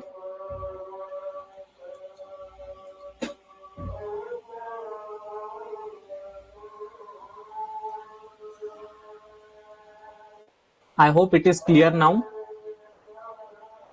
स्लाइड दिख रही है ना सभी को? ओके, सो ये जो होता है आपका स्टार्च पेस्ट जो होता है वो ट्रांसल्यूसेंट होना चाहिए। ट्रांसल्यूसेंट मतलब पूरी तरह से क्लियर नहीं होना चाहिए। अगर ये पूरी तरह से अगर आपको क्लियर दिख रहा है तो ये क्या इंडिकेट करता है कि ये ग्लूकोज के अंदर कन्वर्जन इसका हो चुका है पूरी तरह से। ओके, सो ट्रांसल्यूसेंट होना चाहिए इसने। उसके बाद में सुक्रोज देखिए यहाँ पर भी आ गया। सुक्रोज को हम लोग ने एज अ डाइल्यूमेंट देखा था, अभी बाइंडर के अंदर भी आ गया। तो काफी मतलब मल्टीटास्किंग इंसान है ये तो सुक्रोज का जो परसेंटेज हम लोग यूज करते हैं तो एज अ डाइल्यूमेंट भी यूज कर सकते हैं। तो एज अ डाइल्यूमेंट यूज करेंगे तो हम लोग के पास में विन विन सिचुएशन रहेंगी, वो एज अ बाइंडर भी काम कर सकता है।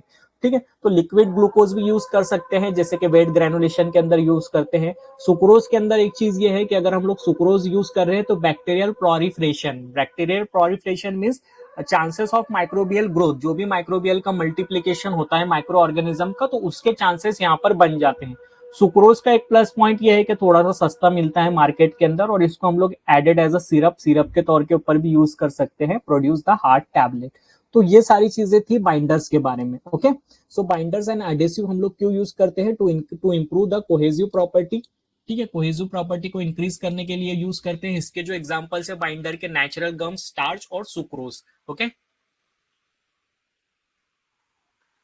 देन और इसके अंदर कुछ एग्जांपल्स आते हैं, जैसे कि आपका आ गया जिलेटिन। जो जिलेटिन का जो हम लोग कॉन्सेंट्रेशन यूज करते हैं वो यूज करते हैं आपका 5 to 20% यूज करते हैं। इसको हम लोग कैसे ऐड करते हैं? इसको हम लोग as a warm solution add करते हैं। ठीक है, जिलेटिन को हम लोग वार्म वाटर के अंदर डिसॉल्व करते हैं और उसका सॉल्यूशन बना के इसको हम लोग ऐड करते हैं। इसकी जो प्रॉपर्टी है ये जो है स्ट्रॉन्ग अडेशन शो करता है। ठीक है, स्ट्रॉन्ग अडेशन शो करता है, और ये क्या करता है? प्रोड्यूस करता है हार्ड टैबलेट। अभी देखिए एक कंसेप्ट क्या है कि जितनी हार्ड टैबलेट रहेंगी उतना उसको डिसइंटीग्रेट होने में टाइम लगेगा, उतना उसको ब्रेक डाउन होने में टाइम लगेगा। ठीक है, तो अगर हार्ड टैबलेट फॉर्म हो रही है तो उसका डिसइंटीग्रेशन टाइम भी इंक्रीज हो जाएगा। ओके, सो जिलेटिन, इसका जो परसेंटेज हम लोग यूज कर रहे हैं 5 to 20% यूज कर रहे हैं।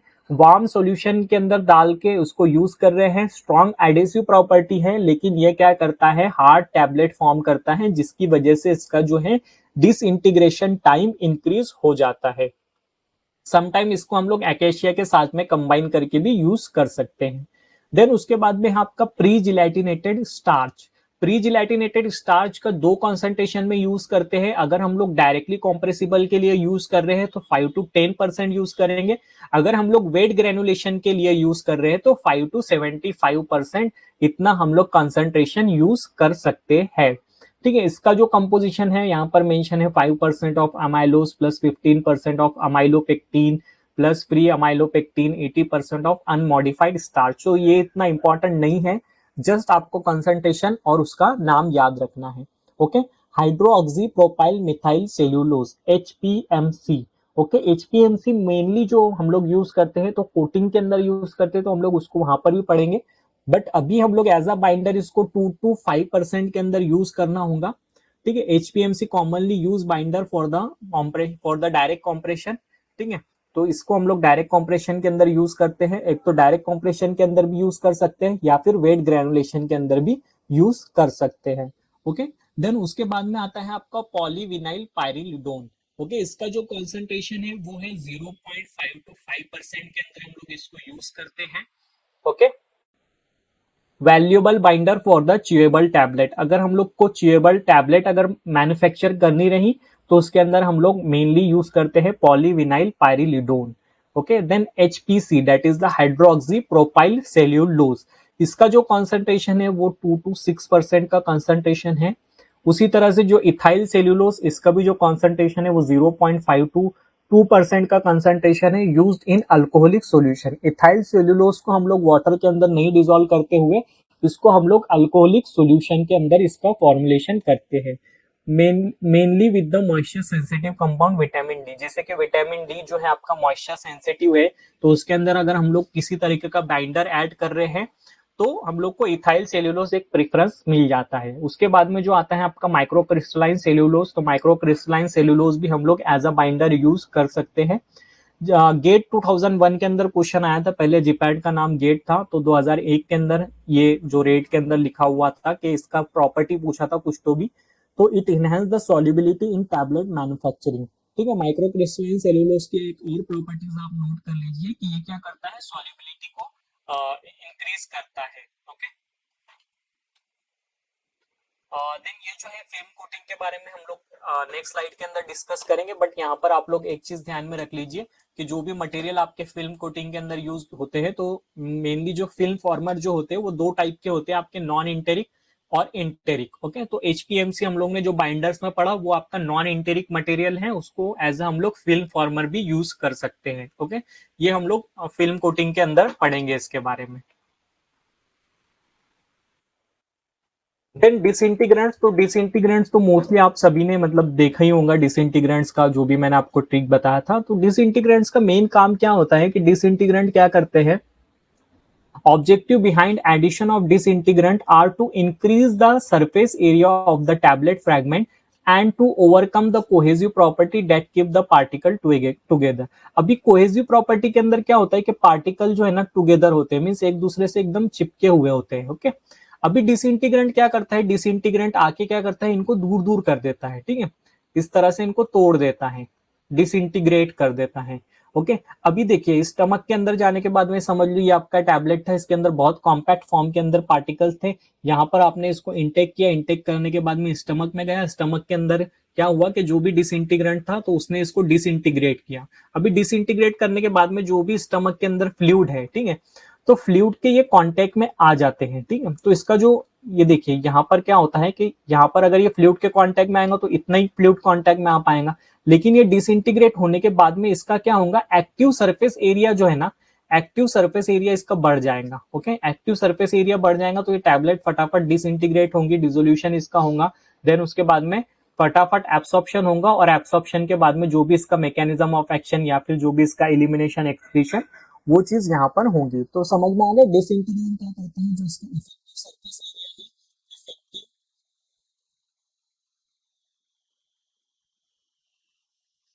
इफेक्टिव सरफेस एरिया को ये क्या करेगा, इंक्रीज करेगा।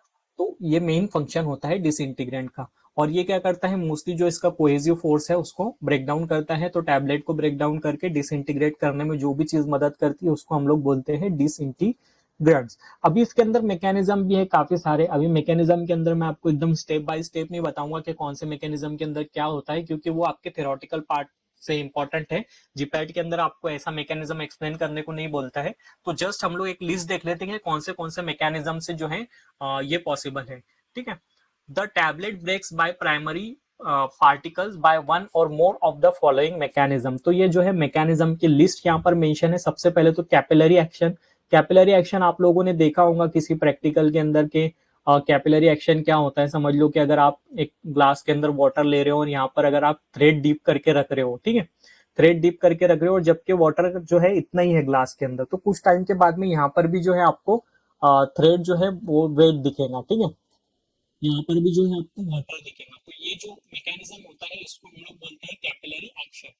तो उसी तरह से जो भी कैपिलरी एक्शन होती है वो टैबलेट के अंदर भी होती है, डिसइंटीग्रेशन के अंदर वो चीज हेल्प करती है। ठीक है, उसके बाद में जो होता है स्वेलिंग। स्वेलिंग के अंदर क्या होता है कि टैबलेट समझ लो कि आपका जो भी पार्टिकल्स है तो वो क्या करते हैं, वाटर को अंदर ले लेते हैं, वाटर को अंदर लेने के बाद में ये क्या होता है, स्वेल हो जाते हैं, मतलब स्वेल हो जाने के बाद में ये ब्रस्ट हो जाते हैं। ब्रस्ट हो जाते हैं तो ये पार्टिकल्स के अंदर, स्मॉलर पार्टिकल्स के अंदर कन्वर्ट हो जाते हैं। Okay, then heat of wetting है, पार्टिकल रिपल्सिव फोर्स है, डिफॉर्मेशन है, रिलीज ऑफ गैसेस है, और एंजाइमेटिक एक्शन है। ओके, इसका आपको कोई प्रोसेस नहीं पूछेगा कि एंजाइमेटिक एक्शन कैसी होती है, वो 5 मार्क के लिए लिखो, डिफॉर्मेशन कैसा होता है वो 2 मार्क के लिए लिखो।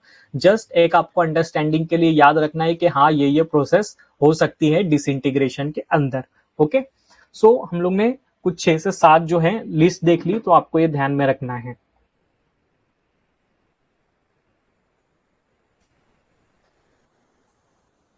देन यहाँ पर जो है डिसइंटीग्रेंट्स के कुछ एग्जांपल्स मेंशन किए हैं उनके परसेंटेज के अकॉर्डिंग, और उसके कुछ स्पेशल कमेंट्स है उसके अंदर, वो भी हम लोग थोड़ा सा देख लेते हैं शॉर्ट के अंदर। ठीक है, तो यहाँ पर जो है डिसइंटीग्रेंट्स है, यहाँ पर जो उसका कंसंट्रेशन है और यहाँ पर इसके बारे में कुछ अगर स्पेशल इंफॉर्मेशन है तो वो यहाँ पर मेंशन की हुई है। ओके, सो सबसे पहला और इम्पोर्टेंट जो डिसइंटीग्रेंट है वो है स्टार्च यूएसपी। तो यूएसपी से क्या मतलब होता है कि यूनाइटेड स्टेट फार्माकोपिया। ओके, तो यहाँ पर जो भी इसके रिगार्डिंग डिस्क्रिप्शन दिया रहेगा तो हम लोग उसको रेफरेंस मान के चलते हैं। ठीक है, यूएसपी को। ओके, तो इसका जो कंसंट्रेशन हम लोग यूज करते हैं एज अ डिसइंटीग्रेंट, तो 5 to 20% हम लोग यूज करते हैं। ओके 5 to 20% हम लोग यूज करते हैं। Higher amount is required poorly compressible, मतलब इसके अंदर 5 से 20% मतलब काफी ज्यादा अमाउंट के अंदर ये इसकी रिक्वायरमेंट होती है और ये जो है पुअरली कॉम्प्रेसिबल है। स्टा RX 1500, ठीक है, इसका जो कंसंट्रेशन हम लोग यूज करते हैं तो 5 to 15% यूज करते हैं। एविसिल मैंने आपको बताया, एविसिल हम लोग माइक्रोक्रिस्टलाइन सेल्यूलोज को बोलते हैं। इसका जो कंसंट्रेशन हम लोग एज अ डिसइंटीग्रेंट बोल रहा हूँ आपको, एज अ डिसइंटीग्रेंट हम लोग 10 से 20% के अंदर यूज करते हैं, ठीक है। Lubricant properties and directly compressible, okay, directly compressible diluent के अंदर हम लोग ने इसको देखा था और इसकी ल्यूब्रिकेंट प्रॉपर्टी भी है। अल्जेनिक एसिड है, सोडियम अल्जिनेट है, एक्सप्लोटैब है, पॉलीप्लाज्डोन एक्सेल है, ठीक है। तो अल्जेनिक एसिड का जो कॉन्सेंट्रेशन है वो 1 to 5% है। एक्ट बाय स्वेलिंग, स्वेलिंग से ये एक्ट करते हैं, मैंने आपको स्वेलिंग का जो मेथड बताया तो उस मेथड से ये एक्ट करते हैं। देन सोडियम अल्जिनेट जो है इसका कंसंट्रेशन 2.5 to 10% है, ये भी स्वेलिंग से काम करते हैं, मतलब जो इनका मैकेनिज्म होता है वो स्वेलिंग का होता है। एक्सप्लोटैप का जो कंसंट्रेशन है वो 2 to 8% है। इसके अंदर स्पेशल जो कमेंट है तो वो sodium starch glycolate super disintegrant, ये हम लोग नेक्स्ट स्लाइड के अंदर इसको डिस्कस करेंगे, ओके।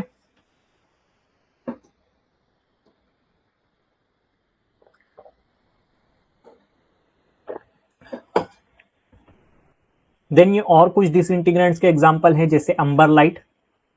अंबरलाइट तो इसका जो कंसंट्रेशन होता है वो 0.5 to 5% आयन एक्सचेंज रेजिन्स की कैटेगरी में आते हैं।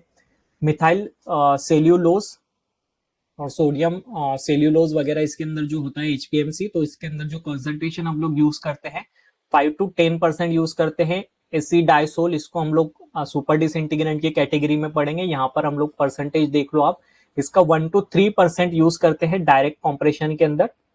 और 2 to 4% अगर आपको वेट ग्रेनुलेशन करना है तो इसके अंदर इसका कंसंट्रेशन थोड़ा सा ज्यादा लगेगा, ओके। कार्बन डाइऑक्साइड भी हम लोग यूज करते हैं, created in situ in effervescent tablet. अगर आप इफरवेसेंट टैबलेट फॉर्मुलेट कर रहे हैं तो उसी के अंदर जब हम लोग उसको वाटर के अंदर डिसॉल्व करते हैं तो इस तरह से बबल्स यहाँ पर निकल के आते हैं कार्बन डाइऑक्साइड के, ओके। सो इसको हम लोग बोलते हैं इन सेतु, हम लोग इसको फॉर्म कर रहे हैं, ओके। सो ये था आपका डिसइंटीग्रेंट्स का एग्जांपल।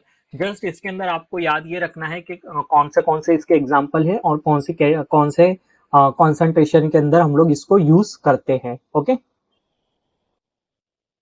देन अभी हम लोग बात करते हैं सुपर डिसइंटीग्रेंट के। अभी डिसइंटीग्रेंट तो अपना काम शो करते हैं, बट वो कैसे काम शो करते हैं, थोड़ा सा स्लो काम शो करते हैं, ठीक है। तो अभी स्लो काम शो करते हैं तो इसकी हेल्प के लिए अपने को क्या, इसको बुलाना पड़ता है, सुपरमैन को बुलाना पड़ता है, ठीक है।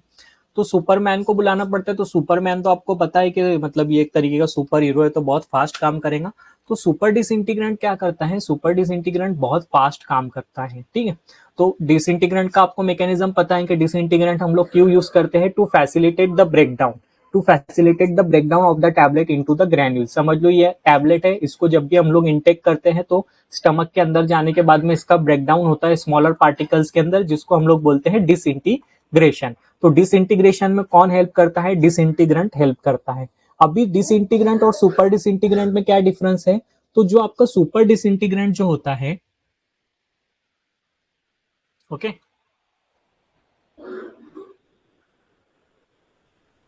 हाँ, ठीक है। तो जो आपका सुपर डिसइंटीग्रेंट जो होता है, use to formulate the fast disintegrating tablet for the oral use, okay. जैसा मैंने आपको बताया कि सुपरमैन सुपरमैन है तो भैया फास्ट काम करेगा, फास्ट काम करेगा तो फास्ट डिसइंटीग्रेटिंग करेगा, ठीक है। फास्ट डिसइंटीग्रेटिंग मतलब बहुत कम टाइम के अंदर ये जो है टैबलेट का ब्रेकडाउन कर देगा, ओके। तो सुपर डिसइंटीग्रेंट और डिसइंटीग्रेंट का मतलब आप लोगों को समझ में आ गया। सुपर डिसइंटीग्रेंट मतलब फास्ट काम करेगा, ओके। फास्ट डिसइंटीग्रेटिंग टैबलेट जब भी हम फॉर्मुलेट करेंगे तो उसके अंदर हम लोग सुपर डिसइंटीग्रेंट्स को यूज करते हैं, ठीक है।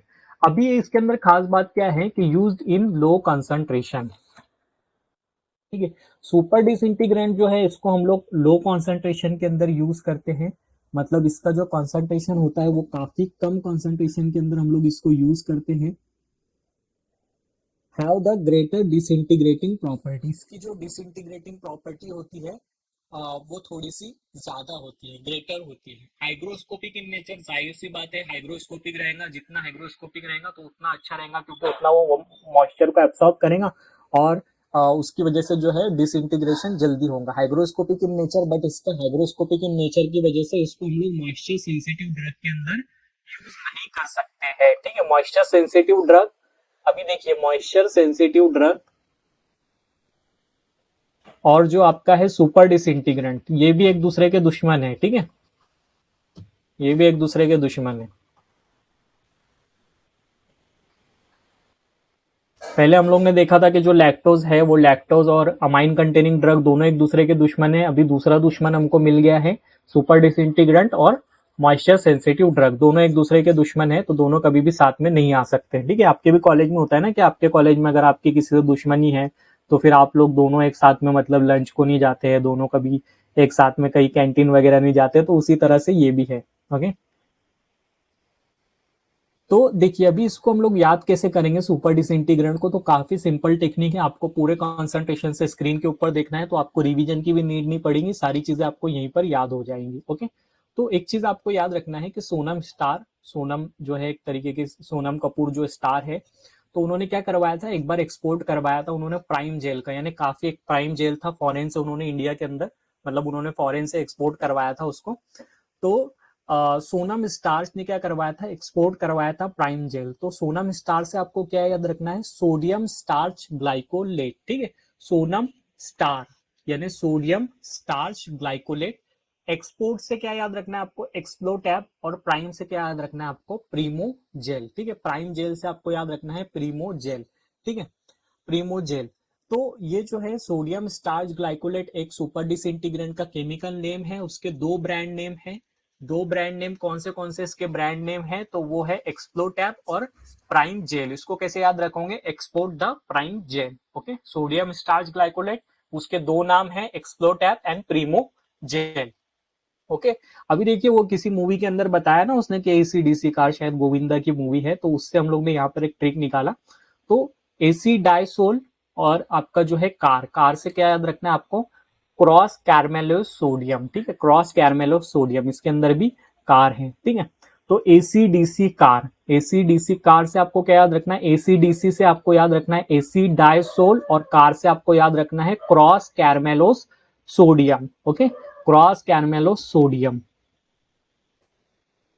देन उसके बाद में जो है थर्ड नंबर को जो एग्जांपल है वो है आपका, कल पीपी का क्लास 1:45 है, ठीक है। पीपी का क्लास, पीपी मीन्स क्या है आपका, फिजिकल फार्मास्यूटिक्स, आपका सबसे फेवरेट सब्जेक्ट। तो ये मार्टिन की एक बुक आती है फिजिकल फार्मास्यूटिक्स की, यहाँ पर देखिए मार्टिन की एक बुक है। अगर आप लाइब्रेरी जाते हो गलती से और कभी वहां पर अगर कोई बुक देख लेते हो फिजिकल फार्मेसी की, अगर आप गए हो कभी गलती से लाइब्रेरी के अंदर, तो आपको दिख गई होंगी ये बुक, ठीक है।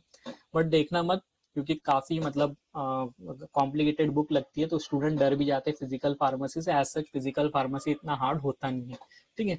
तो ये मार्टिन का एक बुक है फिजिकल फार्मेसी। तो फिजिकल फार्मेसी का आपका कल पीपी का क्लास 1:45 है, ठीक है, ये घड़ी के अंदर 1:45 बज रहे हैं, ठीक है। तो क्लास 1:45 से आपको क्या याद रखना है, क्लास 1:45 से आपको याद रखना है क्रॉस पोविडोन, सेम साउंड कर रहा है, क्लास 1:45 क्रॉस पोविडोन, ठीक है। पीपी पॉलीप्लाज्डोन एक्सेल, कल से आपको याद रखना है कोलिडॉन सीएल, ठीक है। तो ये जो है सुपर डिसइंटीग्रेंट के नाम है, और ये जो है इसके ब्रांड नेम है, ठीक है। पॉलीप्लाज्डोन एक्सेल और कोलिडॉन सीएल दो ब्रांड नेम है किसके, क्रॉस पोविडोन के। क्रॉस कैरमेलो सोडियम का हम लोग ने एक ब्रांड नेम देखा एसी डाइसोल, इसको हम लोग ने कौन सी ट्रिक से याद रखा था, एसीडीसी कार। सोनम स्टार ने क्या करवाया था, सोनम स्टार ने क्या करवाया था, एक्सपोर्ट करवाया था, क्या एक्सपोर्ट करवाया था, प्राइम जेल एक्सपोर्ट करवाया था, ठीक है। तो ये तीन कहानी आपको याद रखनी है, इसके अलावा आपको कुछ याद नहीं रखना है। आपको पूरे सुपर डिसइंटीग्रेंट के क्लासिफिकेशन अगर आपको किसी ने रात में भी उठा के पूछा 2 बजे, तो आप लोग उसको बोल दोगे, ठीक है। बोलोगे नहीं बोलोगे, मोइन और कौन है, मुसब, नवीद, सानिया, वरुण, याद हो गया सुपर डिसइंटीग्रेंट के बारे में, समझ में आ गया कैसे याद करना है, लॉजिक समझ में आ गया कैसे याद करना है। सोनम स्टार ने क्या करवाया था, एक्सपोर्ट करवाया था, क्या एक्सपोर्ट करवाया था, प्राइम जेल एक्सपोर्ट करवाया था, एसीडीसी कार।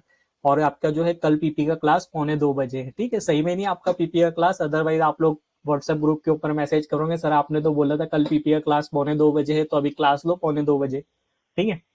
तो क्लियर है यहाँ तक के। अभी देखो, अभी इसको हम लोग और टेबुलर मैनर के अंदर मैं आपको समझा देता हूँ। तो देखिए सोडियम स्टार्च ग्लाइकोलेट कंसंट्रेशन जो हम लोग इसका यूज करते हैं 2 से 8% कंसंट्रेशन के अंदर यूज करते हैं। एक्सप्लोटैप और प्रीमोजेल इसके दो नेम है। क्रॉस कैरमेलो सोडियम एसीडीसी कार हम लोग ने देखा था, इसका जो कंसंट्रेशन होता है वो होता है 0.5 to 5% होता है एसीडीसी कार, तो एसी डाइसोल। उसके बाद में है क्रॉस पोविडोन कल पीपी का वाइवा, कल पीपी का क्लास 1:45 है, तो इसका जो परसेंटेज है वो है आपका 2 to 5% है। कोलिडोन सीएल पॉलीप्लेस्डोन एक्सेल कोलेसिरलिन पोटेशियम, इसका जो कंसंट्रेशन यूज होता है वो 2 से 10% के अंदर यूज होता है। एम्बर लाइट जो होता है इसका ब्रांड नेम या फिर प्रॉपर्टी नेम होता है। अभी इसके अंदर हम लोग देखते हैं तो इससे हम लोग को क्या समझ में आता है कि एक भी जो सुपर डिसइंटीग्रेंट का कॉन्सेंट्रेशन जो है एक भी 10 के ऊपर नहीं जा रहा है, ठीक है, 10% के ऊपर एक भी नहीं जा रहा है। तो आपको कॉमन ये चीज याद रखनी है कि 10% से ज्यादा हम लोग यूज नहीं करते। समझ लो आपको जीपैट के अंदर कोई क्वेश्चन आया कि what is the percentage of the what is the percentage of cross povidone is used, okay ये क्वेश्चन आपको आया और ऑप्शन के अंदर दिख रहा है आपको 4 ऑप्शन, लेकिन चारों ऑप्शन ये जो चारों ऑप्शन दिख रहे हैं समझ लो ये क्रॉस पोविडोन का एक ऑप्शन 5 है, एक जो है वो 20 है, एक जो है 30 है, एक जो है 40। अभी आपको याद क्या रखना है कि हाँ यार सुपर डिसइंटीग्रेंट तो हमको 10 से ज्यादा यूज नहीं करते, बट आपको ये भी नहीं पता है कि उसके अंदर हम लोग 5% यूज करते हैं, 2%, 3%, बट आप ऑप्शन देखकर इलिमिनेट कर सकते हो कि हाँ यार ये चारों जो है 10 के ऊपर है तो इतना तो नहीं यूज कर सकते, सुपर डिसइंटीग्रेंट हम लोग बहुत कम कॉन्सेंट्रेशन के अंदर यूज कर सकते हैं। तो 5 जो है इसका राइट आंसर हो सकता है। तो कई बार आपको क्वेश्चन के अंदर अगर आपको भली उसका आंसर नहीं आ रहा है तो इस तरह से आपको लॉजिक लगाने होते हैं, ठीक है।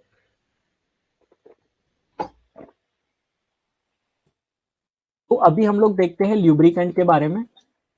तो वाटर इनसोल्यूबल ल्यूब्रिकेंट, तो ल्यूब्रिकेंट का मेनली फंक्शन क्या होता है कि ल्यूब्रिकेंट जो है ना वो जो भी एडिशन या जो भी वो होता है एडिशन वगैरह तो उसको होने नहीं देते हैं ल्यूब्रिकेंट्स। तो ल्यूब्रिकेंट्स के हम लोग एग्जांपल देखते हैं,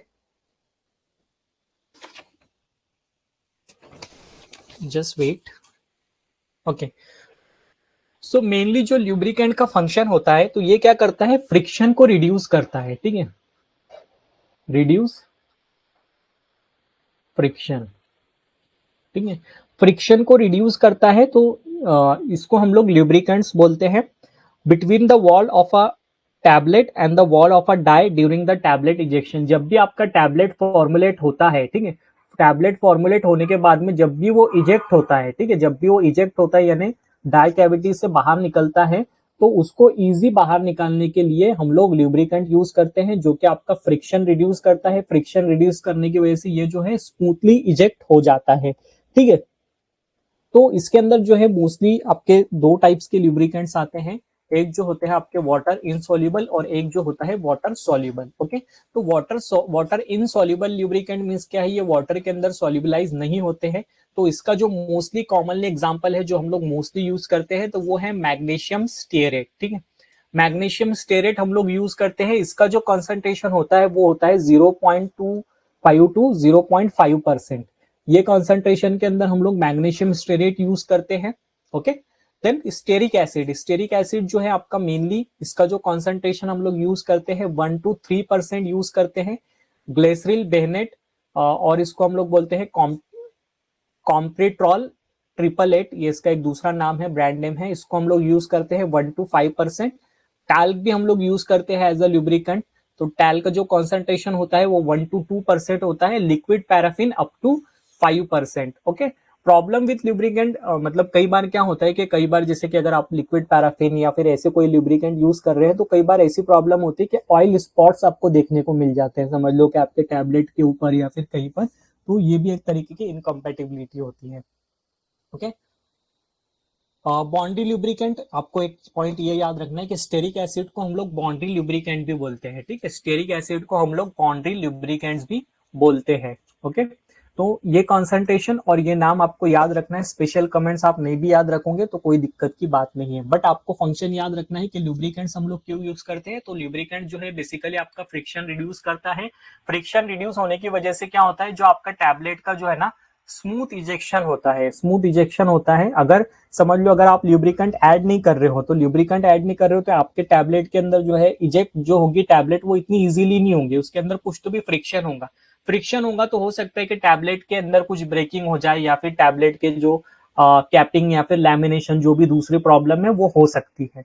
ओके, सो आपको जस्ट नाम याद रखना है, magnesium stearate, stearic acid, talc liquid, paraffin, glycerin, Bennett.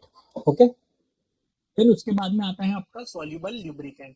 Water soluble lubricant के अंदर है आपका पॉलीऑक्सी इथिलीन स्टीयरेट, जो कि आपका नॉन आयनिक सर्फेक्टेंट है। इसका जो हम लोग कॉन्सेंट्रेशन यूज करते हैं वो 1 to 2% कॉन्सेंट्रेशन यूज करते हैं। उसके बाद में आपका पीईजी, पीईजी भी हम लोग यूज करते हैं, पॉली इथिलीन ग्लाइकॉल इसको हम लोग बोलते हैं, ठीक है, पॉलीइथिलीन ग्लाइकॉल और एसएलएस। तो ये जो हम लोग इसका परसेंटेज यूज करते हैं वो 1 to 2% होता है मोस्टली, ठीक है। पीईजी और एसएलएस का हम लोग 1 to 2% यूज करते हैं। पॉलीऑक्सी इथिलीन स्टेरेट जो एक तरीके का नॉन आयनिक सर्फेक्टेंट है, उसका जो कॉन्सेंट्रेशन हम लोग यूज करते हैं वो 1 to 2% हम लोग यूज करते हैं, ठीक है। उसके बाद में DL leucine, sodium benzoate, boric acid, ये भी हम लोग यूज करते हैं, बट ये इतना कॉमनली यूज नहीं करते। कॉमनली यूज हम लोग ये 3 टाइप के ही करते हैं, ठीक है। एसएलएस, एसएलएस तो काफी कॉमन है, सोडियम लॉरेल सल्फेट। ओके, जैसे हम लोग आगे इसके बारे में देखेंगे सस्पेंशन इमल्शन वगैरह, तो उस टाइम पे हम लोग एचएलबी स्केल वगैरह पढ़ेंगे, डिफरेंट टाइप्स ऑफ सर्फेक्टेंट्स पढ़ेंगे, तो उसके अंदर हम लोग और इसके बारे में डिटेल में देखेंगे कि इसका एचएलबी वैल्यू क्या होता है, वो सारी चीजें। देन अभी बात करते हैं हम लोग ग्लाइडेंट के बारे में। तो अभी हम लोग का बचा है ग्लाइडेंट, बचा है एंटी एडेरेंट, बचा है और कलरिंग एजेंट बचा है। तो ये सारी चीजें हम लोग आज के सेशन में फिनिश करते हैं, ठीक है। 3-4 स्लाइड्स बची हैं, फिर उसके बाद में प्रीवियस ईयर के क्वेश्चन है वो थोड़ा सा देख लेंगे। एक्चुअल में मुझे टैबलेट आज ही जो था टैबलेट को पूरा खत्म करने का, बट लेट्स सी कि कितना हम लोग कवर कर पाते हैं। तो ग्लाइडेंट क्यों यूज करते हैं? बेसिकली ग्लाइडेंट आपने देखा है ना कि ग्लाइडेंट ग्लाइडिंग करते हैं ना हम लोग, तो ग्लाइडेंट क्या करता है, फ्लो को इंक्रीज करता है। फ्लो प्रोमोटर, फ्लो प्रोमोटर होता है, यानी क्या करता है, फ्लो को इंक्रीज करता है, ठीक है, फ्लो को इंक्रीज करता है। इसके लिए हम लोग ग्लाइडेंट यूज करते हैं। कितने स्टूडेंट्स हैं? ओके, 14 स्टूडेंट्स है। तो also called as the flow promoter because they improve the flow characteristic. Okay, flow characteristic को ये increase करता है within the hooper and the tablet die. Okay, hooper और जो भी tablet die, hooper मैंने आपको बताया था इस तरह से एक hooper होता है जिसके अंदर से हम लोग मटेरियल को इनपुट करते हैं within the hooper and the tablet die in the tablet press by reducing the friction between the powder granules and the surface of the hopper die. जो भी हम लोग के पाउडर ग्रेन्यूल्स होते हैं और जो भी सरफेस ऑफ हुपर या फिर डाई, अभी मैं आपको हुपर के बारे में बता रहा हूँ, तो ये जो हुपर और जो हमारा पार्टिकल होता है इसके बीच के अंदर जो भी फ्रिक्शन होता है, ठीक है, ये फ्रिक्शन को कम करने का काम ग्लाइडेंट करते हैं, ठीक है। Glidant particles are very small, thereby they locate themselves within the space between the particle granules, they smoothen the surface and reduce the friction। अभी ग्लाइडेंट जो होते हैं ना वो स्मॉलर पार्टिकल साइज के होते हैं, तो जैसे ये हमारे पार्टिकल्स हैं, ठीक है, जिसको हम लोग को टैबलेट बनानी है, अभी इसके अंदर हम लोग ग्लाइडेंट ऐड करेंगे, तो ग्लाइडेंट क्या होता है, एक तरीके के स्मॉल, वेरी स्मॉल पार्टिकल्स होते हैं, तो ये बीच में इंट्रैप हो जाते हैं।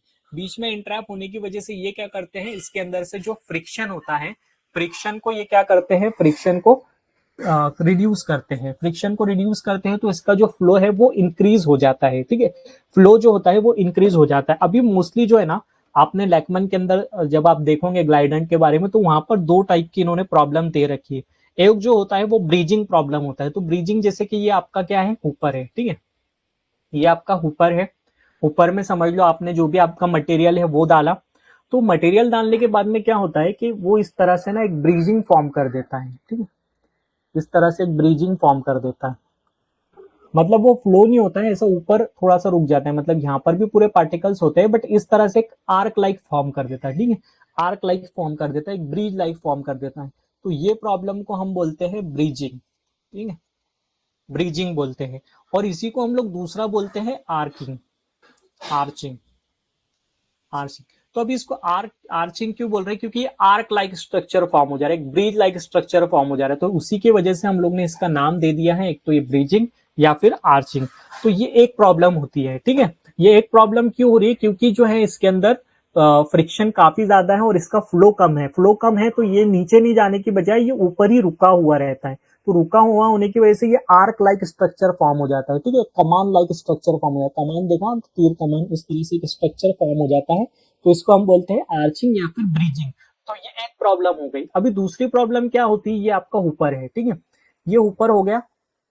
अब ये ऊपर के अंदर क्या होता है कि ये जो पार्टिकल है ना, ये साइड के अंदर जाकर लग जाते हैं, मतलब इनकी जो है ना फ्लो नहीं हो पाते हैं, ठीक है। यहाँ पर इन्होंने एक्चुअल में ऐसा जाना चाहिए, बट ये फ्लो नहीं हो पाते और ये साइड में इस तरह से रुक जाते हैं, ठीक है, ये इस तरह से रुक जाते हैं। तो ये प्रॉब्लम को हम बोलते हैं rat holding. Okay, rat holding, holding, rat holding. तो ये दो प्रॉब्लम जो है टैबलेट मैन्युफैक्चरिंग के बीच में आती है, एक तो ब्रीजिंग और दूसरी जो प्रॉब्लम होती है वो होती है रैट होल्डिंग। तो ये दोनों प्रॉब्लम को अगर हमको अवॉइड करना है, ये दोनों प्रॉब्लम को हमको अगर अवॉइड करना है, तो इसके लिए हम लोग क्या यूज करते हैं, इसके लिए हम लोग ग्लाइडेंट यूज करते हैं, ठीक है, ग्लाइडेंट यूज करते हैं। तो ये दो प्रॉब्लम है, ब्रीजिंग या फिर रैट होल्डिंग, इस तरीके की प्रॉब्लम हो सकती है। तो इनको अवॉइड करने के लिए हम लोग जो है ग्लाइडेंट का इस्तेमाल करते हैं। तो आई होप कि आपको ये दोनों प्रॉब्लम क्लियर हो गई होंगी, और ग्लाइडेंट हम लोग क्यों यूज करते हैं वो भी, उसके बारे में भी आपको क्लैरिटी आ गई होंगी, ठीक है। देन उसके बाद में जो ग्लाइडेंट के एग्जांपल है, तो वो टाल्क है और आपका है कोलाइडल सिलिकॉन डाइऑक्साइड और कॉर्न स्टार्च। इसका जो परसेंटेज है वो है 5 to 30% है। और उसके बाद में कोलाइडल सिलिकॉन डाइऑक्साइड का जो परसेंटेज हम लोग यूज करते हैं वो 0.25 to 3% के अंदर यूज करते हैं। कॉर्न स्टार्च के अंदर 5 to 10% यूज करते हैं, ठीक। Then anti adherent. अभी एंटी अडेरेंट का क्या फंक्शन होता है, anti adherent prevent the sticking of the tablet material to the punch to a lesser extent die wall. Anti adherent क्या करता है कि कई बार क्या होता है कि आप लोगों ने ऐसा पंचिंग किया टैबलेट को, ठीक है, ऐसा पंचिंग किया, अभी पंचिंग करने के बाद में ये ऊपर चला जाता है वापस कॉम्प्रेशन फोर्स देने के बाद में। लेकिन कई बार क्या होता है कि वो जो हमारा टैबलेट का जो मटेरियल होता है कुछ कुछ, वो पंच के ऊपर अडियर हो जाता है, ठीक है, यहाँ पर वो चिपक जाता है। तो उसको हम लोग को कम करने के लिए, उसको हम लोग को कम करने के लिए,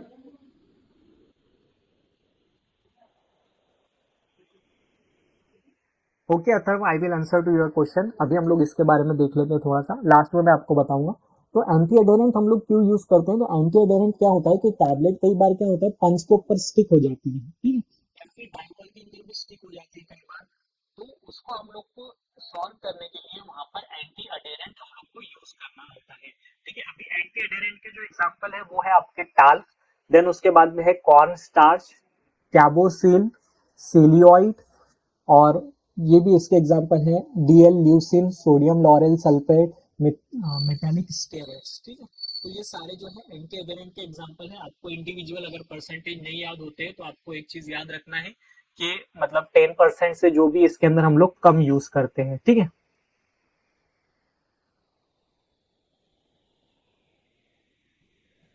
Glidant reduces the friction between the granules and walls of the hopper. Very good. तो एंटी अडेरेंट के अंदर क्या है, एंटी अडेरेंट बेसिकली जो भी हम लोग का टैबलेट का जो स्टिकिंग होता है, अडेरेशन होता है, तो उसको कम करता है, ठीक है।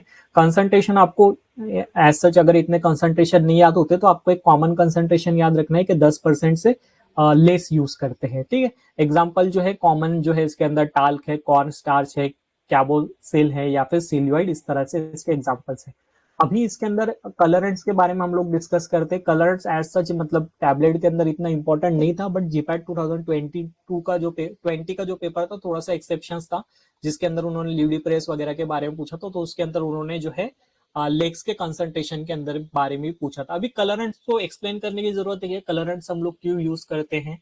कलरेंट्स हम लोग इसके लिए यूज करते हैं, कई बार हम लोग को टैबलेट को आइडेंटिफाई करवाना होता है उसके कलर के ऊपर से, इसके लिए यूज करते हैं।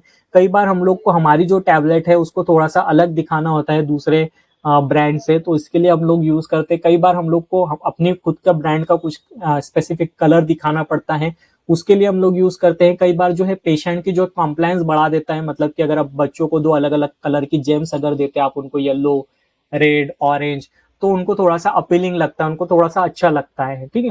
तो इसके लिए हम लोग कलरिंग यूज करते हैं, कलरिंग एजेंट यूज करते हैं। अभी देखिए कलरिंग एजेंट मोस्टली हम लोग जो है ना दो टाइप के मेनली यूज करते हैं। एक जो है आपके डाइस है, यहाँ पर मैं आपको लिख देता हूँ, DYS, डाइस। हाँ वेरी गुड मयूरी, मयूरी ने काफी अच्छा आंसर दिया। वैसे मैं लास्ट में एक्सप्लेन करने वाला था, तो अथर्व आप मयूरी का एक बार आंसर पढ़ लीजिए तो आपको क्लैरिटी हो जाएंगी, ओके। देन उसके बाद में आता है डाइस और लेग्स, ठीक है। तो दो टाइप के होते हैं। तो अभी इसका डिस्क्रिप्शन हम लोग देखते हैं। डाइस का क्या डिस्क्रिप्शन है कि ये एक वाटर सोल्यूबल मटेरियल होता है, ठीक है। डाइस जो होते हैं वो वाटर सोल्यूबल मटेरियल होते हैं। लेक्स आर डाइस, लेक भी एक तरीके के डाइस होते हैं, लेकिन that are absorb on a hydrous oxide. एक हाइड्रस ऑक्साइड करके एक मटेरियल होता है, यूजुअली कौन सा मटेरियल होता है, एल्यूमिनियम हाइड्रो ऑक्साइड। तो इसके ऊपर हम लोग क्या करते हैं, लेक्स को हम लोग एब्सॉर्ब करवाते हैं, ठीक है। एब्सॉर्ब करवाते हैं तो उसके ऊपर हम लोग जैसे उस पर स्टिकिंग करवाते हैं, तो वो बन जाता है आपका लेक्स, ठीक है। उसके अंदर कंटेंट जो 30% of the pure dye, maximum up to 50% इसके अंदर प्योर डाई हो सकता है। सॉल्युबिलिटी की अगर हम लोग बात करें दोनों की, तो जो डाइस होता है वो होता है आपका soluble in water, propylene glycol and glycerin. ये तीनों के अंदर हमारा डाई जो है वो सॉल्युबल होता है। लेक्स जो है वो insoluble in most of the solvent, बहुत सारे सॉल्वेंट के अंदर लेक सॉल्युबल नहीं होता है। मेथड ऑफ कलरिंग, कलरिंग हम लोग कैसे करेंगे, बाय सॉल्यूशन। सॉल्यूशन क्योंकि ये वाटर सॉल्युबल है तो इसको हम लोग वाटर के अंदर सॉल्युबलाइज करेंगे, उसका मस्त सॉल्यूशन बनाएंगे और उसको कलरिंग के अंदर यूज करेंगे। लेक्स हम लोग कैसे यूज करते हैं, by dispersion as a dry powder. इसको हम लोग ड्राई पाउडर का डिस्पर्शन बनाकर ही यूज करते हैं। प्योर डाई कंटेंट, अभी जो है डाई जो है उसके अंदर प्राइमरी कलर कितना होता है, 90 टू 93% होता है, ठीक है। 90 टू 93% इसके अंदर प्राइमरी कलर होता है। लेकिन जो होता है लेक्स के अंदर मैक्सिमम आपको 50% देखने को मिलेगा प्योर डाई का कंटेंट, ठीक है। 10 टू 50%। तो जीपैट 2020 के अंदर जो क्वेश्चन पूछा था तो उसके अंदर राइट आंसर जो था वो 50% राइट आंसर था, ठीक है। उन्होंने पूछा था शायद maximum concentration of the pure dye in the lakes, तो 50% इसके अंदर मैक्सिमम कंसंट्रेशन होता है, ठीक है। रेट ऑफ यूज जो है 0.1 टू 0.003, ये इतना इंपॉर्टेंट नहीं है। पार्टिकल साइज भी इतनी इंपॉर्टेंट नहीं है, ओके। मेनली आपको ये याद रखना है कि उसके अंदर मेथड कौन सी यूज होती है, इसकी सॉल्युबिलिटी क्या है और प्योर डाई कंटेंट क्या है, ओके। तो ये हो गया आपका कलरेंट्स के बारे में। कलरेंट्स दो टाइप के होते हैं, डाइज एंड लेक्स। और जो है डाइज के अंदर मैक्सिमम डाई, लेक्स के अंदर जो है मैक्सिमम डाई का कंसंट्रेशन 50% होना चाहिए, ठीक है। लेक्स जो है वो आपका मोस्टली इनसॉल्युबल होता है। मोस्ट ऑफ द सॉल्वेंट के अंदर डाइज जो होते हैं वो आपके सॉल्युबल होते हैं वाटर के अंदर और प्रोपिलीन ग्लाइकॉल के अंदर एंड ग्लिसरीन के अंदर, ठीक है। जैसे जैसे हम लोग आगे बढ़ते जा रहे तो स्टूडेंट्स कम होते जा रहे, तो कुछ डायरेक्ट रिलेशन है क्या, as the time increases concentration of the student in the live classes decreases. मैंने इसके पहले जब देखा था तो 17 स्टूडेंट थे, 17 से फिर 14 हुए और अभी 13 स्टूडेंट ही बचे हैं। तो ये भी एक शायद कंसेप्ट है मेरे ख्याल से, as the time increases concentration of student decreases, ठीक है। तो ये भी एक किसी तरीके का कंसेप्ट है, शायद मुझे इसके ऊपर कोई थ्योरी बनाना पड़ेगी। तो ऐसा मत करिए, आपको लगता है कि आप बाद में उसकी रिकॉर्डिंग देख लेंगे, बट कभी कभी वो मुश्किल हो जाता है रिकॉर्डिंग देखना ना। तो इसके लिए कोशिश ये करिए कि थोड़ा सा टाइम निकाल करके पूरे जो लेक्चर्स है उसको लाइव सुनने की कोशिश करें, ओके। अभी हम लोग देखते हैं स्वीटनर्स के बारे में। तो स्वीटनर्स का इतना इंपॉर्टेंट रोल नहीं होता है टैबलेट के अंदर, क्योंकि टैबलेट हम लोग क्या करते हैं जस्ट सॉल्व कर लेते हैं। बट कई बार क्या होता है कि कुछ चुएबल टैबलेट हो गई, सबलिंगल टैबलेट हो गई, तो उसके अंदर हम लोग स्वीटनर्स कई बार यूज करते हैं। तो ये जो है साइक्लेमेट जो है तो ये कार्सिनोजेनिक है, 70 times sweeter than the sugar. 70 times जो है स्वीटर देन शुगर होता है, लेकिन कार्सिनोजेनिक होता है। मैनिटॉल हम लोग ने पढ़ा, मैनिटॉल ये भी इंपॉर्टेंट है। मैनिटॉल के बारे में एक बार क्वेश्चन आया था कि कितना टाइम स्वीटर है, तो ये एक बार जीपैट के अंदर आ चुका है। मैनिटॉल के ऊपर आया था और आपका शायद सैक्रिन के ऊपर आया था। सैक्रिन के ऊपर भी मेरे ख्याल से जीपैट 2020 के अंदर क्वेश्चन आया था, ठीक है। तो सारे क्वेश्चन जो है आज जीपैट 2020 के डिस्कस हो रहे हैं। तो देखिए साइक्लोमेट जो है वो कार्सिनोजेन है, 70 times more sweeter than the sugar. Mannitol जो है वो आपका 72 times sweeter than the sugar होता है। Use in chewable tablet, already हम लोग ने डिस्कस कर लिया है कि इसको हम लोग च्यूएबल टैबलेट के अंदर यूज करते हैं। सैक्रिन, सैक्रिन आप सभी को पता है ना, सैक्रिन। तो सैक्रिन जो है वो कार्सिनोजेनिक है। तो इसके लिए घर वाले भी बोलते हैं कि बेटा बाहर से जो भी मिठाई वगैरह लाते हैं तो उसके अंदर सैक्रिन रहता है, तो वो नहीं खाना चाहिए। तो वो इसी के लिए बोलते हैं क्योंकि सैक्रिन जो है वो रिपोर्टेडली इसके अंदर कार्सिनोजेनिक है, मतलब कई इसके ऊपर रिसर्च पेपर वगैरह सारी चीजें पब्लिश हो चुकी है और इट इज वेल प्रूव्ड कि सैक्रिन जो है वो कार्सिनोजेनिक है, ओके। तो 500 टाइम्स जो है स्वीटर देन शुगर होता है, 500 गुना ज्यादा स्वीटर होता है मतलब के शुगर से। एस्पार्टेम जो है यहाँ पर नॉन कार्सिनोजेनिक लिखा है, बट अभी कुछ साल मतलब कुछ रिसेंट ईयर के अंदर शायद इसी साल ये न्यूज आई थी कि ये भी कई स्टडी हुई थी, तो उन्होंने इसको लिंक किया था कि ये भी कार्सिनोजेनिक है, ठीक है। तो एस्पार्टेम भी जो है कार्सिनोजेनिक है। उसके बाद में 200 times sweeter than the sugar, ठीक है, 200 times sweeter than the sugar. Aspartame is the methyl ester of the aspartic acid phenylalanine dipeptide. Okay, so आपको ये चीज याद रखनी है। साइक्लोमेट जो है 70 times, mannitol 72 times, saccharine 500 time, aspartame 200 time. Okay, जिसके अंदर से जो है आपका सैक्रिन और साइक्लोमेट जो है वो कार्सिनोजेनिक है। एस्पार्टेम भी जो है नॉन कार्सिनोजेनिक है, बट अभी रिसेंट के अंदर कुछ स्टडी ने बताया कि हो सकता है कि ये भी कार्सिनोजेनिक हो सकता है, ठीक है। मैनिटॉल हम लोग यूज करते हैं च्यूएबल टैबलेट के अंदर, ठीक है। अभी प्रीवियस ईयर के क्वेश्चन पेपर हम लोग देख लेते हैं।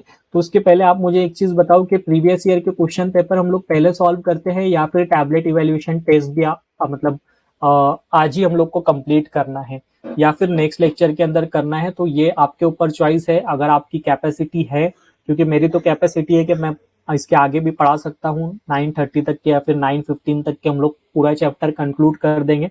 बट अगर आपको लगता है कि सैचुरेशन हो गया है आपके माइंड के अंदर, तो फिर हम लोग क्वेश्चन को लेकर के इसको एंड कर लेते हैं। तो आप चैट सेक्शन के अंदर लिख कर बताइए कि क्या करना चाहिए, आपका ओपिनियन क्या है। तो मेजॉरिटी जो बोलेंगे हम लोग उसको फॉलो करेंगे।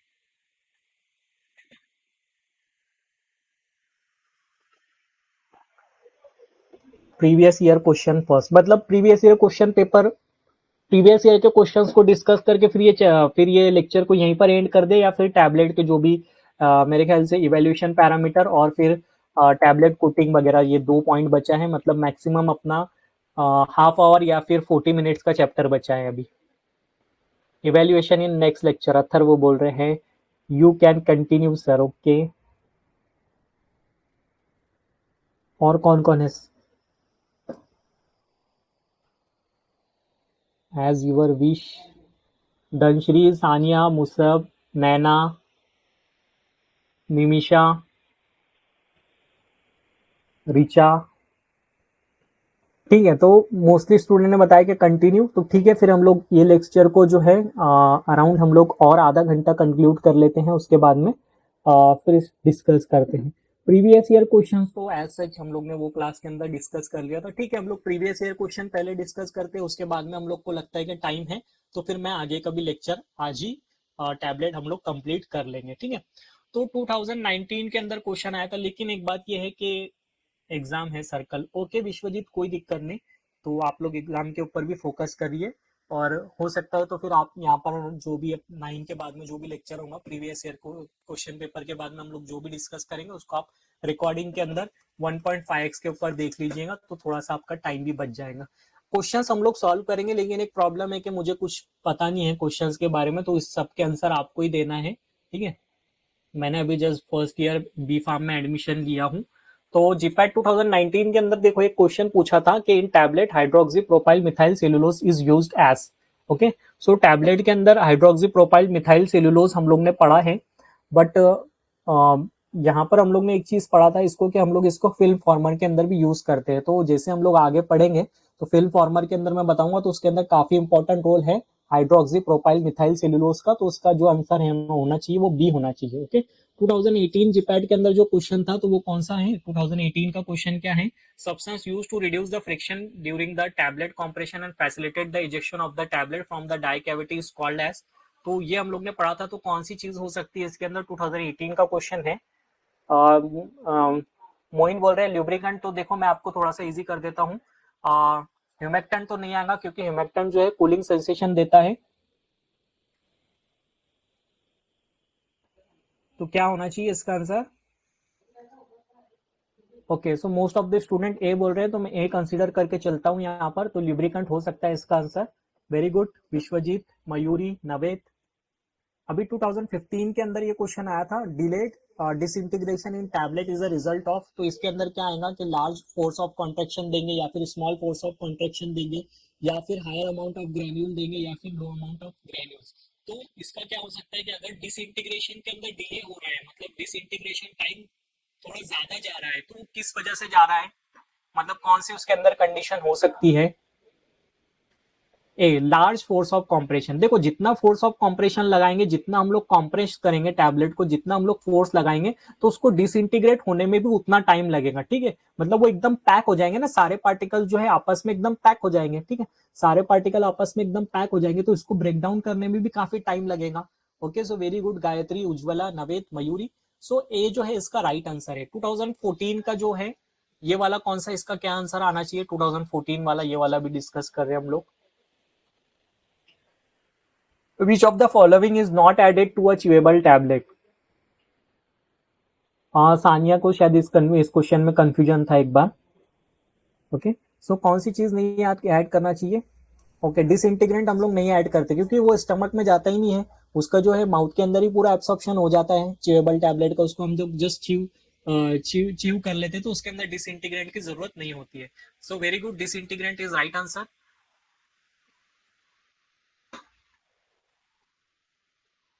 हाँ, ये वाला देखिए 2008 के अंदर क्वेश्चन आया था, और सुपर डिसइंटीग्रेंट इन टैबलेट फॉर्मुलेशन, तो कौन सा वाला है इसके अंदर super disintegrant? Sonam starch, super disintegrant के नाम आपको याद करवाए थे ना, सुपर डिसइंटीग्रेंट के एक ट्रिक भी देखी थी हम लोग ने। तो most of the student A बोल रहे हैं, कोई बी भी बोल रहा है, तो मैं ए के ऊपर, क्योंकि मेजोरिटी ए बोल रही है तो मुझे भी लगता है कि ए जो है राइट आंसर होना चाहिए, तो मैं भी आपके साथ में हूं। तो ए जो है सोडियम स्टार्च ग्लाइकोलेट, ये राइट आंसर है, ठीक है।